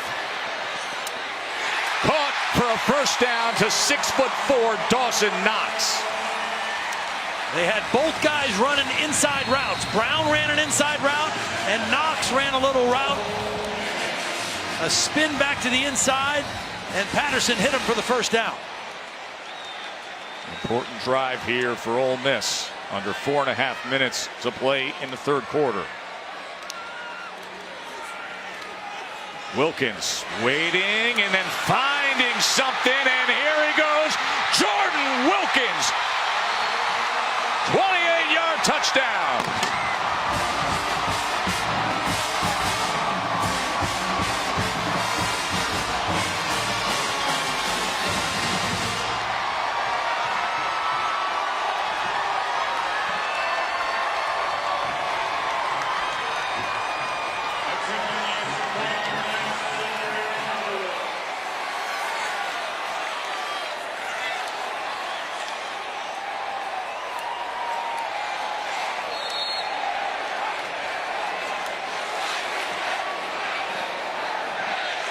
And 4th and 5 gave them life.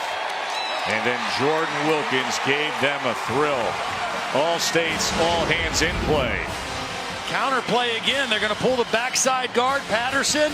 They're going to lead with the tight end, and this some shoddy tackling by LSU as well. Wilkins kind of sits in there, pokes and pecks, tries to find some room, and nobody wraps him up. And he stays with it and bounces it out the backside for another touchdown. Jordan Wilkins running strong and breaking through would-be tacklers. And this is a young man that, give him credit for the leadership role he has played in the course of this year with this team. When the bowl ban was announced, he was very vocal, wrote a very long and supportive Facebook post saying, "We are honored to wear this uniform for 12 games." And many, like Jordan, talked about this game. You know about the self-imposed bowl ban, but this game being one of the big moments. Yeah, this is a bowl game for them. It is. And then, of course, the Egg Bowl at the end of the year. I mean, that's how they're treating the rest of their season. Every game from here on out is like a bowl game.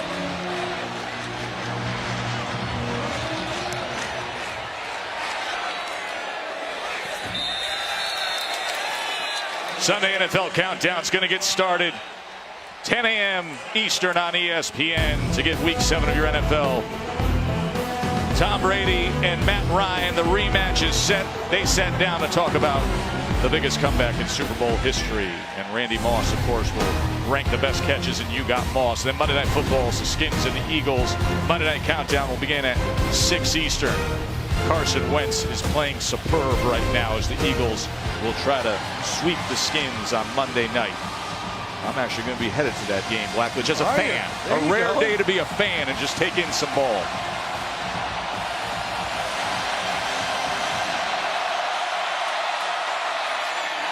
Here's Williams out of the backfield with a lot of green grass ahead of him. Good block from DJ Chark downfield. Well, the linebackers. Late flag here, back at the 27. Linebackers locked into Darius Geis. This looks like it's going to go against LSU and negate a very positive play. No, wait a minute. See what we got. Matt Austin and the crew talking things over. Morrow signaling that it's a personal foul. Personal foul, unnecessary roughness, number 38 of the defense. 15-yard penalty, automatic first down. Marquise Haynes. When was it? During the run or after the? It was a positive play to begin with, and then a costly penalty on Marquise Haynes.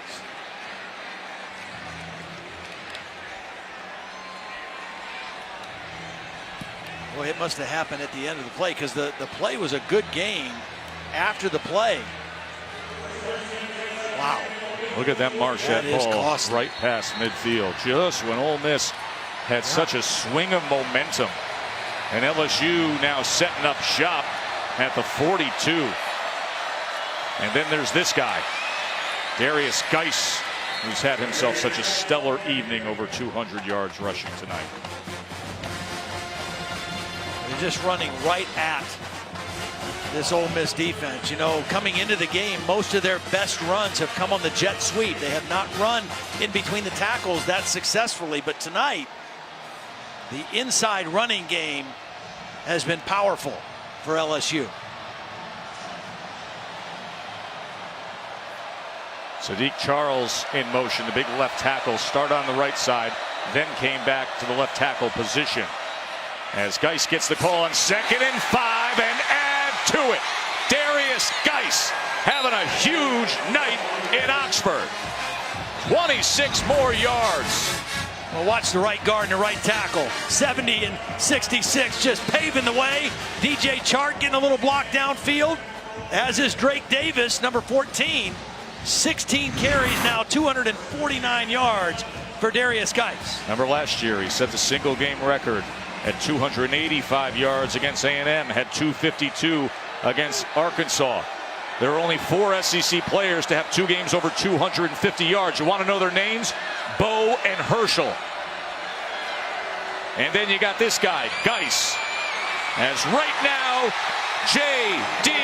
Moore takes it home. They just got it all going right now. They fake the jet sweep to Gage, and they go shovel pass. You got to worry about him. You got to worry about him. And then you lose track of the tight end on the shovel pass. Just a nice mixture of offensive weapons and deception by Matt Canada, the offensive coordinator, and the LSU offense. John David Moore on the shovel pass, but this is the guy that set it up. Geis told you pregame. He's feeling it. Boy, is he. 249 yards. Still 2.5 minutes to play in the third. I mean, that is something to think of. Only 4 SEC players with a couple of games over 250, and Bo and Herschel being on that list. And now he's a yard away from having 3 games in his career in excess of 250 yards rushing. And again, just thinking about how tough the yards have come for him up to this point, through every game to this point of the season, averaging only a little over 4 yards per carry coming into tonight. Not able to get over 100 yards, and then tonight just exploding against this Ole Miss defense.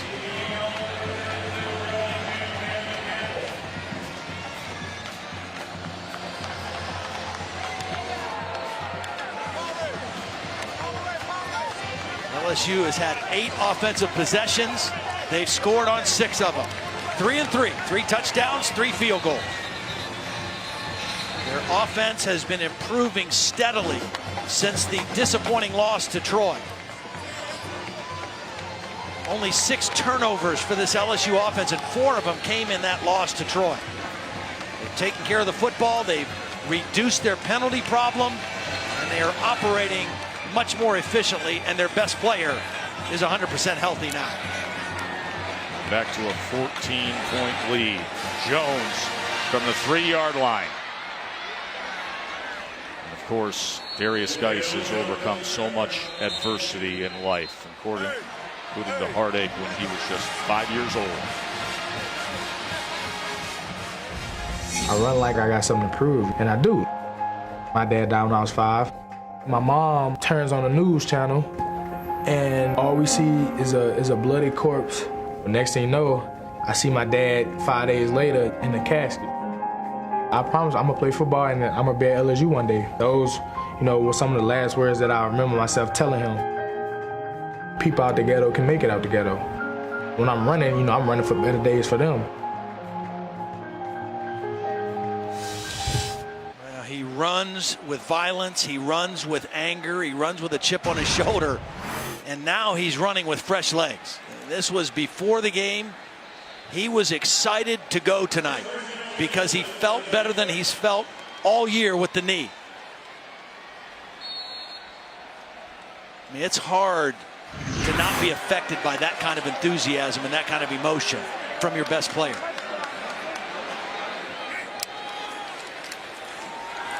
Now Patterson and the Rebels trying to climb out of the hole, and here is Dawson Knox. Boy, has he emerged. 40-yard reception. This is a perfect throw. The safety, Grant Delpit, went for the deflection and missed. And Dawson Knox was able to turn it into a bigger game. Beautiful throw by Patterson. And right to the line to snap again. Patterson couldn't find Brown on the slant. Shea Patterson is still favoring that right leg. That's his plant leg. Even though he has the brace on, you can see that he's still a little bit tentative with it and not stepping into some of the throws. The throw before that was an excellent throw, but you can tell it's still bugging him a little bit.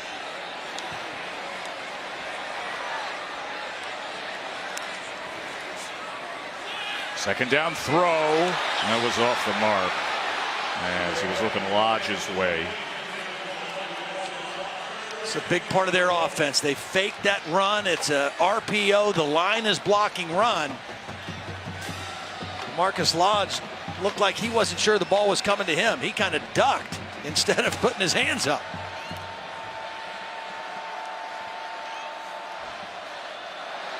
LSU looks over to Phil Longo here on 3rd and 10. LSU's done a really good job on A.J. Brown, the leading receiver in the SEC coming into tonight.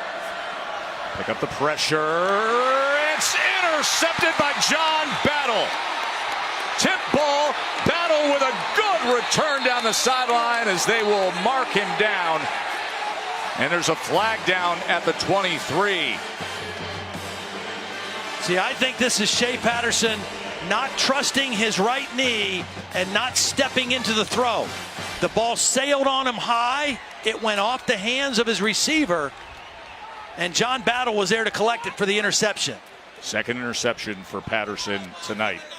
Sean Rawlings, starting center, slow to get up. He was injured earlier this season.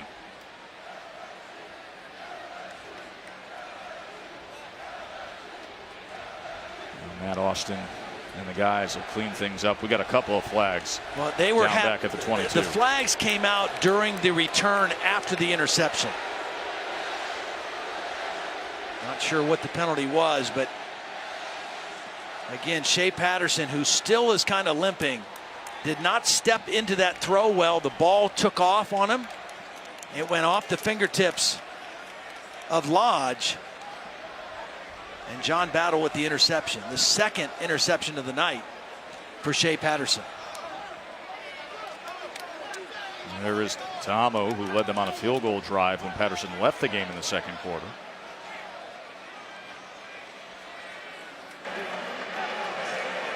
There are multiple fouls on the play. During the return, holding number 40 of the receiving team at the 10-yard penalty will be enforced from the end of from the spot of the foul. Following the play, dead ball, personal foul, number 40 of the return team. Dead ball, personal foul, 24 of the original offense. Those fouls offset, be first down LSU.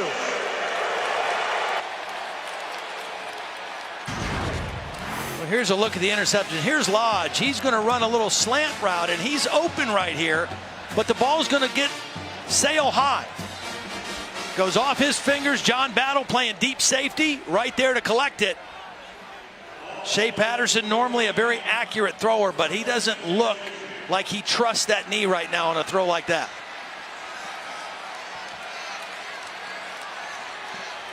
Not the typical stat line for a Shea Patterson game. 100 yards, 2 interceptions, 9 of 21, no touchdown passes.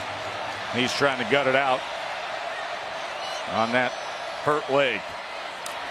And back to Geis. And with that, over 250 yards rushing. Holly? Well, LSU's new defensive coordinator the last 2 seasons, Dave Aranda, has been very impressive to us. And I just witnessed a moment that I really enjoyed. You know, Devin White, who's such a great player, great linebacker for this LSU team, gets called for that personal foul. And Aranda, instead of yelling at him, getting his face or anything, he's like, what happened? Devin stood up, explained what happened, showed him what he did for the personal foul. He's like, all right, we're good. Very calm, very student-like over here. I just really enjoy his demeanor interacting with these young men. Went to Cal Lutheran, was a philosophy major.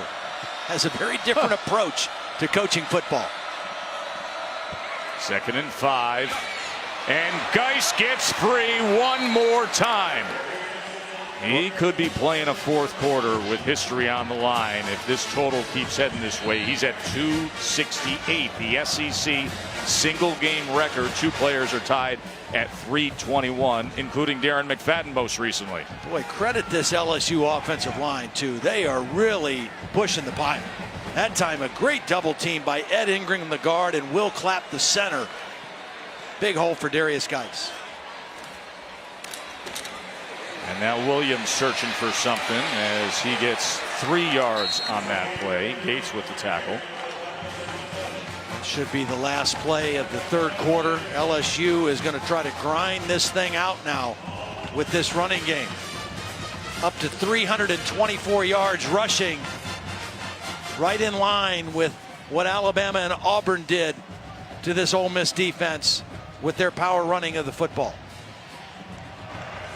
End of 3. Geis is averaging 14.9 yards per rush. He's at 268, and his Tigers have a 2-touchdown lead here in Oxford.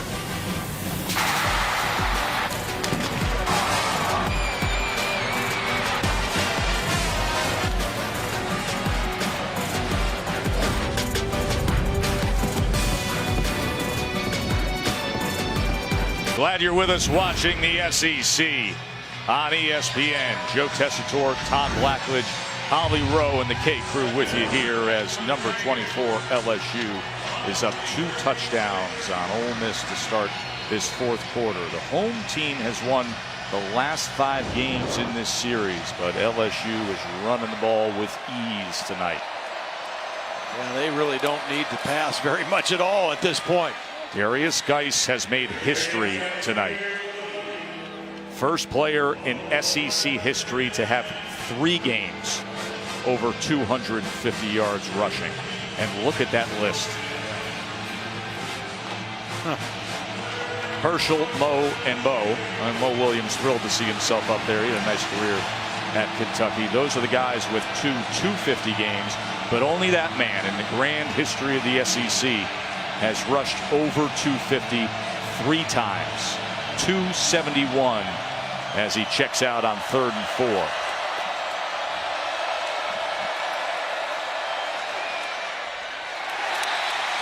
There was some confusion that time with Gage and Sullivan as it goes incomplete.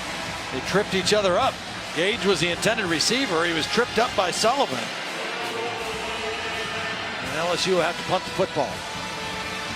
Remember, we talked about this in the beginning of the show. The last 2 games in the wins over Florida and Auburn, the LSU defense has been suffocating, has not allowed a point, has allowed under 100 yards, and only 3 first downs. The substitution, number 24 of the kicking team, 5-yard penalty, still 4th down. So Zach Von Rosenberg, 6'5", 27-year-old redshirt freshman, because he was a former first-round draft pick into Major League Baseball, spent time in the minors, and then made his way to LSU to play some football. And here is the punt from Von Rosenberg. As Brown gets the fair catch at the 22. Can Ole Miss find a little something? That guy could help on offense.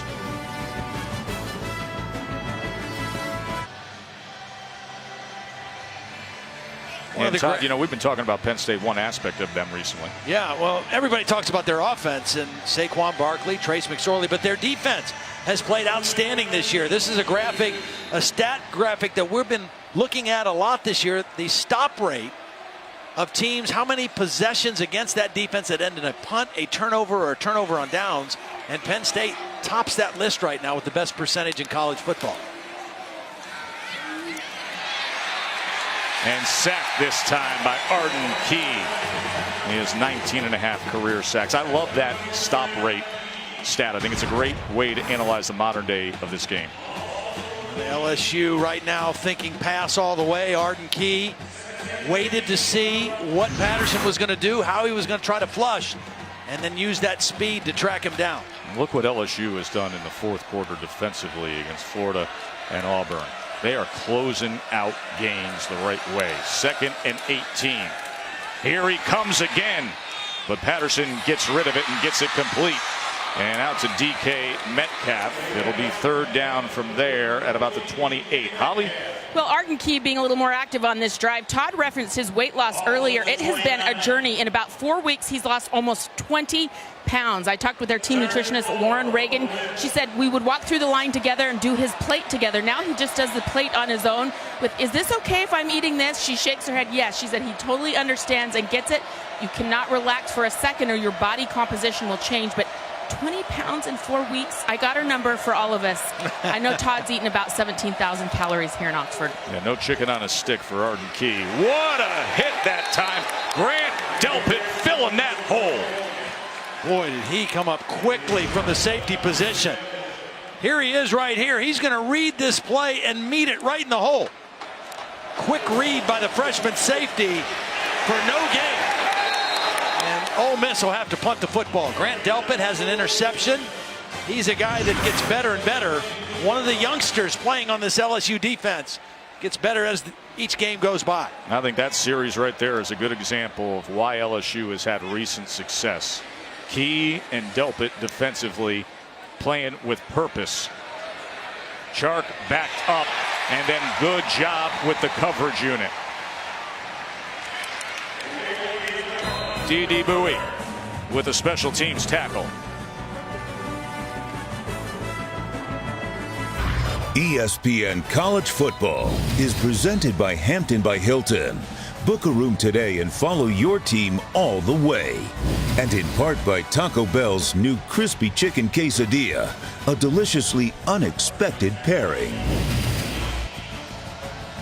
Taco Bell is a proud partner of the College Football Playoff. We're always on the lookout for the Taco Bell student sections, and boy, they have a real good student section here in Oxford. Vaught Hemingway Stadium. Quite a scene in prime time in this rivalry game, the Magnolia Bowl. Danny Etling and company trying to manage this 4th quarter with a 2-touchdown lead. That guy flanking him to the left has been spectacular. Here's Williams out of the backfield. This has worked plenty tonight. A stiff arm and a 1st down. Well, it's worked so well because you've got to respect Darius Geis wherever he goes. And it's an easy throw for the quarterback. No risk involved. 4 receptions for 105 yards for Darrell Williams. Danny Etling, 8 for 12. just kind of managing the game and making good decisions, and at this point, managing the clock as well. Jet motion here as Dillon will ride it out of bounds.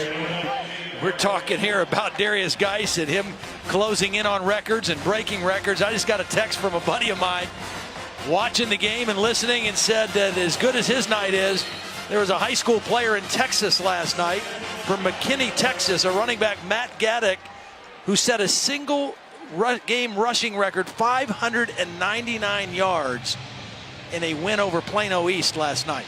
Wow. That's unbelievable. Here's the guy that's been unbelievable in college football tonight. Geis for 2 more to his total. 599 yards, a Texas high school football player last night. That final score was 63-50. He had 357 in the first half. Matt Gaddick, 49 carries to get it. That's what's so impressive about Geis tonight. 20 carries, averaging 13.7 to arrive at 273. Etling just floating it to Foster Morrow. And look at the big guy go. Run, Foster, run. Ha ha. Tigers are roaring in Oxford, aren't they?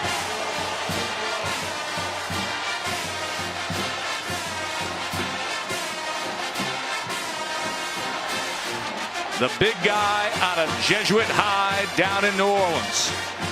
Ole Miss was completely selling out for the run on that third down play. There was nobody left in the secondary.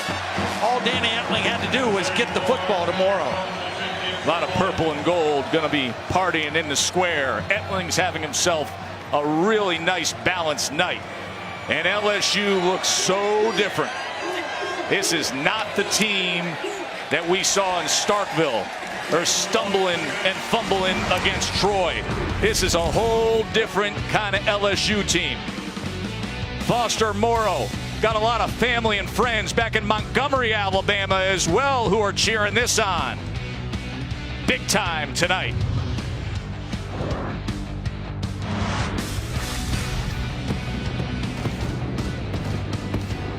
Danny Etling helping out Coach O's return to Oxford. 2 touchdown passes on the night for the Tigers quarterback. It's an amazing turnaround for this LSU team after we saw them against Mississippi State, after the heartbreaking, devastating loss at home to Troy. What a turnaround. And of course, last week, the big comeback against Auburn as Jones chooses to take this out. And he picks up a block on the edge. And it was a good decision by Jalen Jones. Let's go to the studio to Adnan.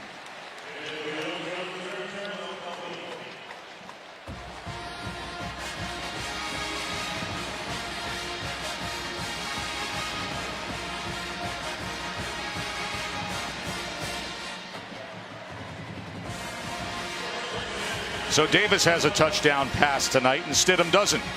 Big time play from Auburn. Of course, last week they had the 20-zip lead against this LSU team. Look at that graphic, Todd. Darius Geis has 282 yards to this point. Ole Miss has 282 yards to this point. Arms folded, just chilling, making history.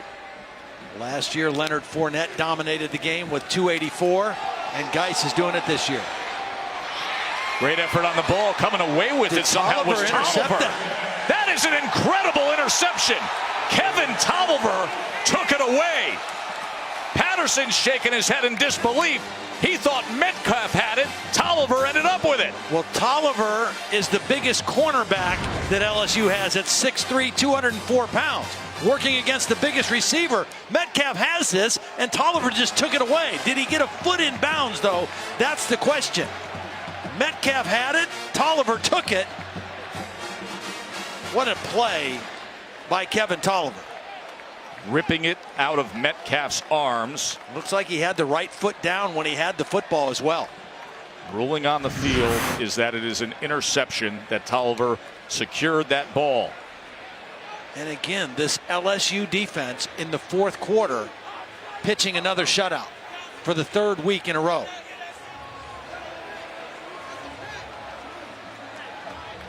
.6'3" Kevin Tolliver.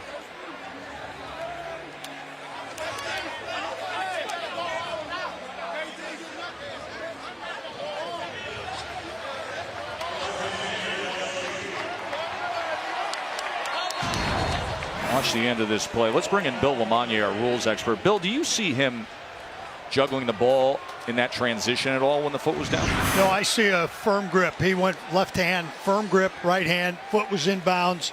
It's a heck of an athletic play. Good, well officiated too.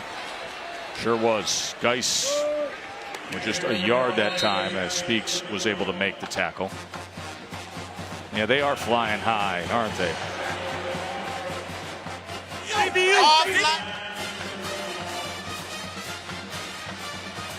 It's a different team. What a difference the roller coaster ride of the Darius season. Geis makes too. I mean, you know, he is a difference maker, and then when he's 100%, they are a different football team on the offensive side.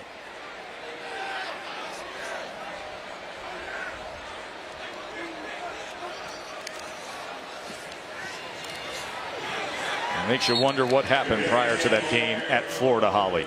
Well, you know, the team MVP from last season, Duke Riley, who's currently a linebacker for the Atlanta Falcons, he came to practice and he was there for a few hours and he was quiet and watching and observing the team. And at the end of practice for 10 minutes, just he and the group, he got together, and what he said has impacted this team tremendously. I reached out to Duke this week, and his response was, to be honest, I want what was said to stay between me and the team. He has so much love for everyone in that building. What I said, I want to just be between the people who heard it.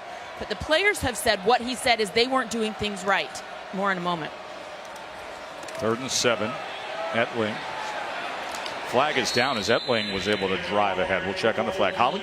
And some of those things were how they were going about their daily business, what they were doing at meals, how they were interacting with each other, how they were talking to each other, the level of effort that they were doing at practice. The players on the team said he corrected many little things that we were doing. Before the defense. 15-yard penalty from the end of the run, automatic first down. Without the proper and passion, energy, and discipline. This is a very different team, and Ed Orgeron told us, I really credit Duke Riley, how he talked to the team and what he said got these kids' attention. He was their MVP. Orgeron said the turnaround, the true turnaround for this football team.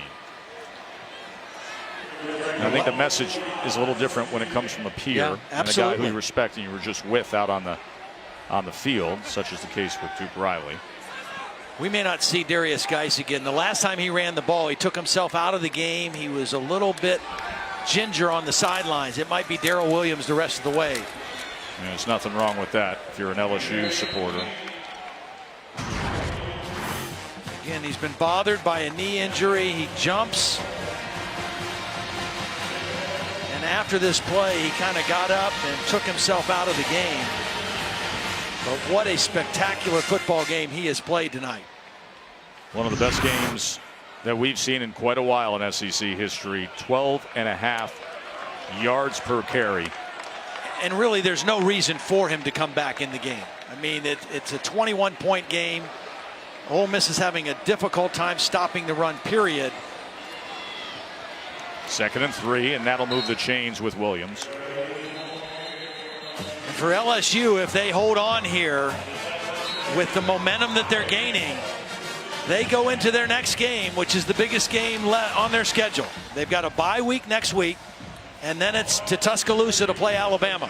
They control their own destiny, but they have not beaten Alabama for the last 6 times out. And they've got to beat them on the field, and they've got to beat them in recruiting. And Alabama has recruited the state of Louisiana extremely well the last couple years. So a huge game for a lot of reasons for Ed Orgeron and the LSU Tigers. Quarterback and fullback meeting up together, and then finally he gets it to Williams. That wasn't the prettiest thing. You mentioned the open date. It's the 4th straight year that both LSU and Alabama have that open week prior to their showdown. Alabama signed 3 of the top prospects in the state of Louisiana a year ago. And Ed Orgeron says there's a couple great high school classes in Louisiana this year and particularly next year. We've got to beat them in recruiting, but we got to beat them on the field. And they have not done that the last 6 attempts. Now, nobody knows the ins and outs of recruiting better than Coach O. He was the recruiting coordinator on Les Miles' staff. Let's check in with Holly as to what's going on with Darius Geis. Well, Darius Geis got his left hand stepped on after that play. He came to the sideline. They've taken off his glove and taken off some of the tape that was around his fingers. He's put his glove back on, and he is raring to go. This young man is wanting to play in this game despite the score right now, and he's got his helmet on ready to rock back out there with his teammates. He's sitting on 276 yards rushing and a 21-point margin. Look at that yard per carry. That's what keeps that's getting my amazing. attention. And for most of the night, it was hovering near 15. And again, coming into the game, only 4.3 yards per carry. Unsportsmanlike conduct, offense number 14. It's a 15-yard penalty from the dead ball spot. 3rd down. That's number 14's first unsportsmanlike conduct penalty of the game. They're tagging Drake Davis with that. Looked like it was DJ Chark who they were pushing off the field at the end of that play. So that'll back things up. But to your point on Geis, I mean, the yards per carry and what he's been able to do with all the big touches, and first player in SEC history to now have 3 games in his career over 250 yards rushing. You know, I spent a nice amount of time on the field with Matt Canada early before the game, and he was so excited to see what Darius Geis was going to look like, because in the spring there was a healthy Darius Geis and a healthy Darrell Williams, and they really liked what they were going to be able to do with the two of them. And they just haven't had that much this year. And then the offensive line issues and injuries that they've had. But tonight, credit Geis and Williams and this offensive line. And Williams shakes free. And once again, LSU running with ease. You know, in Geis's night as well, with those 22 attempts to get to 276, wasn't stopped for no gain or a loss the whole night. Everything was a positive play. Yeah. Right now, LSU is closing in on 400 yards rushing. 575 total yards. Connor Culp has had a good evening as well. This will be a 47-yard attempt. It was only a few weeks ago that Coach O was complaining, hey, we don't have a place kicker. We're going to have to recruit one. He said 42 was probably his range. Well, no guess problem. what? They got themselves a place kicker. Yes, they do. Connor Culp. Every little bit helps. Connor Culp.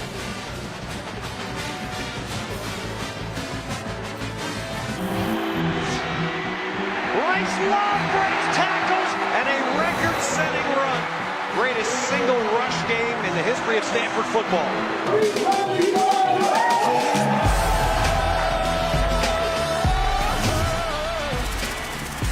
On a night when we're celebrating the great work of Geis and what he's done here on the ground, a reminder that Bryce Love, sensational back for Stanford. Bye week this week because they're getting ready to play on ESPN at Oregon State on Thursday night.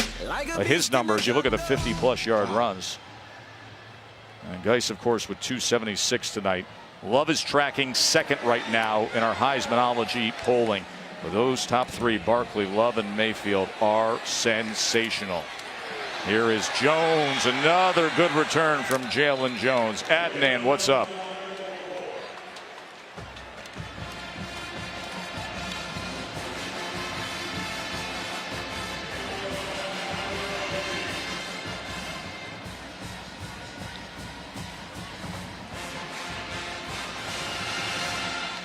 And as you know, every week we poll the official Heisman voters at ESPN, and it is overwhelming. Forget Rudolph for a second. There is a huge gap between number 3 and number 4.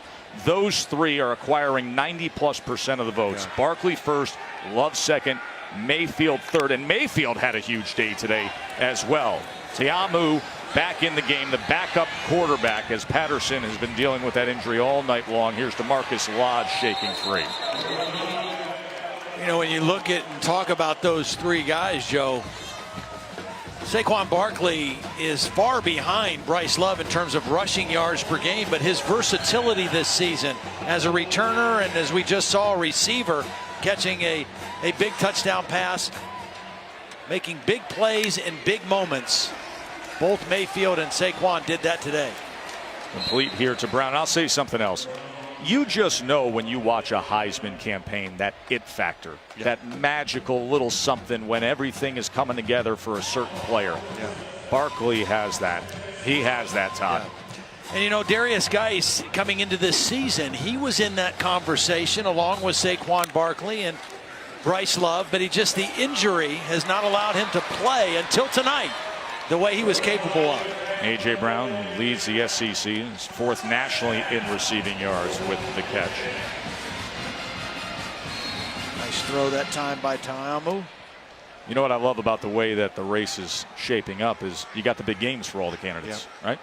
You got one tonight happening with Penn State, and you got more to come for the other two guys. Ta'amu couldn't shake free that time of Lockature.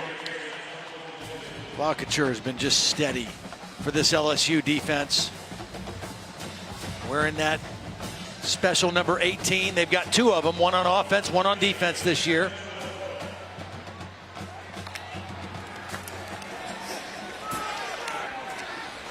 There is Penniman, just a gain of 2. LSU trying to maintain this streak of shutouts in the fourth quarter.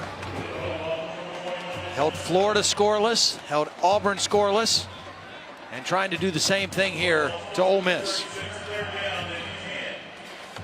Dave Aranda, the defensive coordinator. Two very strong coordinators that Coach O went out and secured to his staff. You got to think about how much this means also to Ed Orgeron. His 3 years at Ole Miss were an abject failure, fired after going 10-25, 3-21 in SEC play, and he's returned as a much more mature and fully evolved head coach. And he said, listen, as Sanders tries to get the first down and does, and we talked to him about it, he says, listen, I expected everybody to coach the way I coach. A little overly intense. And he was a defensive line That's coach. Right. That's how he wanted everybody to coach. And the other thing he's learned is how to delegate. And you can see that in how he's allowed his coordinators to do their job. Ta'amu, as we get extended look of Jordan Ta'amu, the junior JUCO transfer from Pearl City, Hawaii.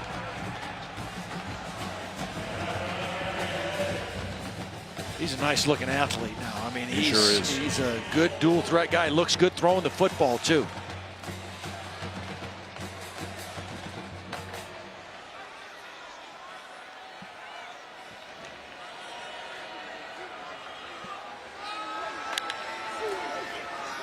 Ole Miss trying to finish up strong here, and Penniman will score the touchdown. 1:51 to play.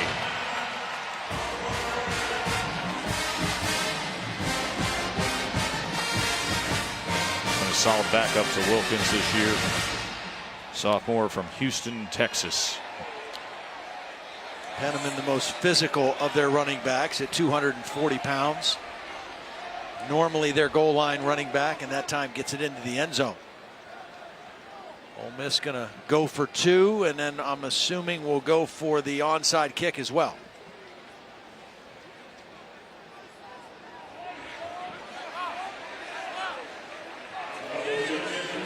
Trying to make this 16-point game. Max out the 2 possession range as they shift both tight ends. Ta'amu. Caught and scored. Dawson Knox, the 2-point conversion, so that gets it to 16. Oh, what a nice play by Ta'amu. He just kind of flicked that thing. He bought some time as he was rolling to his right and just kind of flicked it. I think he's got some nice physical gifts, Todd. He certainly does. The ability to run, showed us a good arm. Good looking athlete backing up Shea Patterson. Patterson was never quite the same, and you can see him still limping. Well, still more college football ahead, and then it'll be Sports Center at night. Of course, they're going to wrap up the day of college football, and Kirk Herbstreit will offer up his top 4 teams. Break down the college football playoff race, and Ben Simmons' week in the NBA. Linda Cohn, Stan Barrett. Sports Center at night, also available on the ESPN app.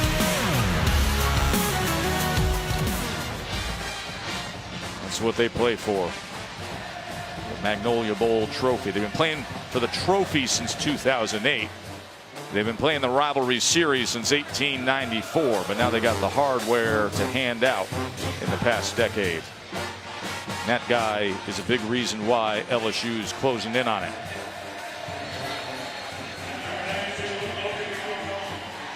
So here comes the onside kick attempt. Look for the double bounce. Never got it. And into the hands of Chark. Hands team includes the best receiver, of course, as he secures it.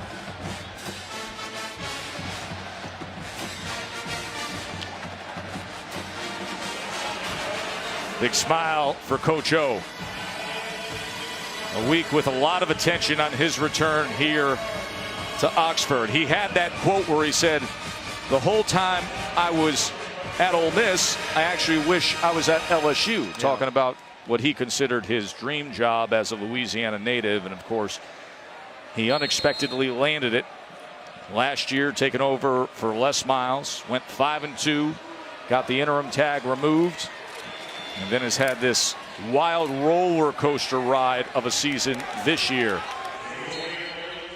Also had the quote that got everybody's attention, saying his best memory of coaching here at Ole Miss was chicken on a stick at the gas station. So we sent the crew to see Phyllis the cook at the Four Corners Chevron Food Mart. And I'll tell you, a lot of folks followed suit. There were LSU fans showing up. Yeah, but look, see, there was more stick there. There was nowhere to hold that chicken that we had at halftime. There was no stick. I mean, it was a stick, but there was too much chicken. Well, it's got to be like 2 pounds of fried chicken on that stick. I'm going to have that I know it's over. I like you didn't even need to say that. I know. There's no doubt. That's my post-game snack. That may be your breakfast as well. You see one of the officials on this SEC crew was injured on that last play.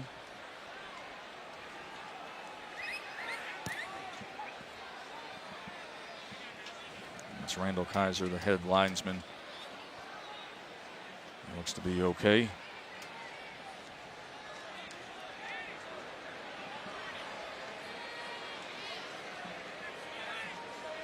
There's Randall settling back into his spot.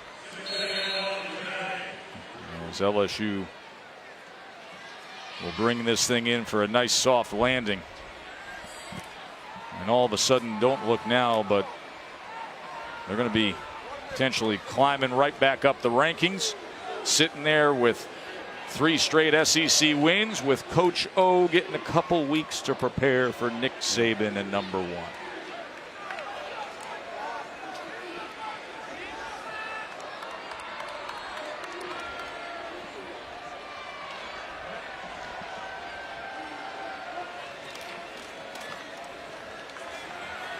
As Williams is going to add to that rushing total tonight for LSU. Of course, on a day and night like today, the ESPN app is what you want to use. That is your best tool to stream every game on ESPN or ABC, at home, on the go. You get the scores, the highlights, the news all season long. You should download that app and start streaming live games now. You know, as we see LSU now taking a knee, we talked about Darius Geis, this running game, 393 yards rushing, the efficient play and decision-making of Danny Etling. But for the 5th game this season, LSU did not turn the football over either. You're going to win a lot of football games when you take care of it that way. And when you have that guy with the big purple 5, Coach O's return to Oxford is an impressive win. 6-2 now overall. Know all about the downfalls at Mississippi State and against Troy. But how about the last 3 weeks of tearing through Florida, the comeback against Auburn, and then running all over the Rebels.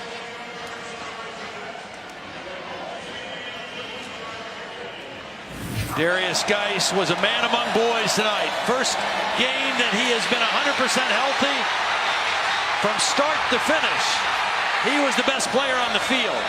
22 rushes, 276 yards. Never was stopped for no gain or a loss of yardage. and he averaged 12 and a half yards per carry. You know, last year he set the single-game LSU record with 285 yards against Texas A&M. He could have piled it on. Tonight he finishes with 276. That's the third most in LSU history. Holly. Well, you made some history tonight. I didn't know if you're aware or not, but 276 yards, the third highest in LSU history in a game. Your third game of over 250 yards. How are you keep making history as this season goes on? I'm just doing what the coaches tell us to do, you know what I mean? The past few games, you know, not even 100 yards, you know what I mean? Long as we've been winning. So I just do what the coaches tell me. You know, I don't care about my personal stats. You know, this whole year, you know, it's been for Coach O. It's his first year as the head coach. And on top of that, you know, just grinding with my teammates. You know, it's never about me. You know, the O-line do a hell of a job getting me where I need to go. The coaches do a great job of preparing us, you know. Just got to thank the man above for this. You guys have a week off now to prepare for a big game at Alabama. How has this team gotten some momentum and rolling into that big matchup? We got a lot of momentum right now. You know, everybody started counting us out. You know, when we lost to Mississippi State, then we lost to Troy. You know, this team back. You know what I mean? All we need is a little support, and then we'll be up. You know what I mean? So we coach preach every day. You know, fight 60 minutes, 4 quarters. You know, we don't stop fighting. We fight to the end. Well, thank you so much. History-making night for you tonight. 2 weeks from right now at #1 Alabama. Magnolia Bowl trophy is LSU's. Colorado-Washington State will be coming up on ESPN. But now time to send it back to Adnan Ver in the studio. Gentlemen, take it away.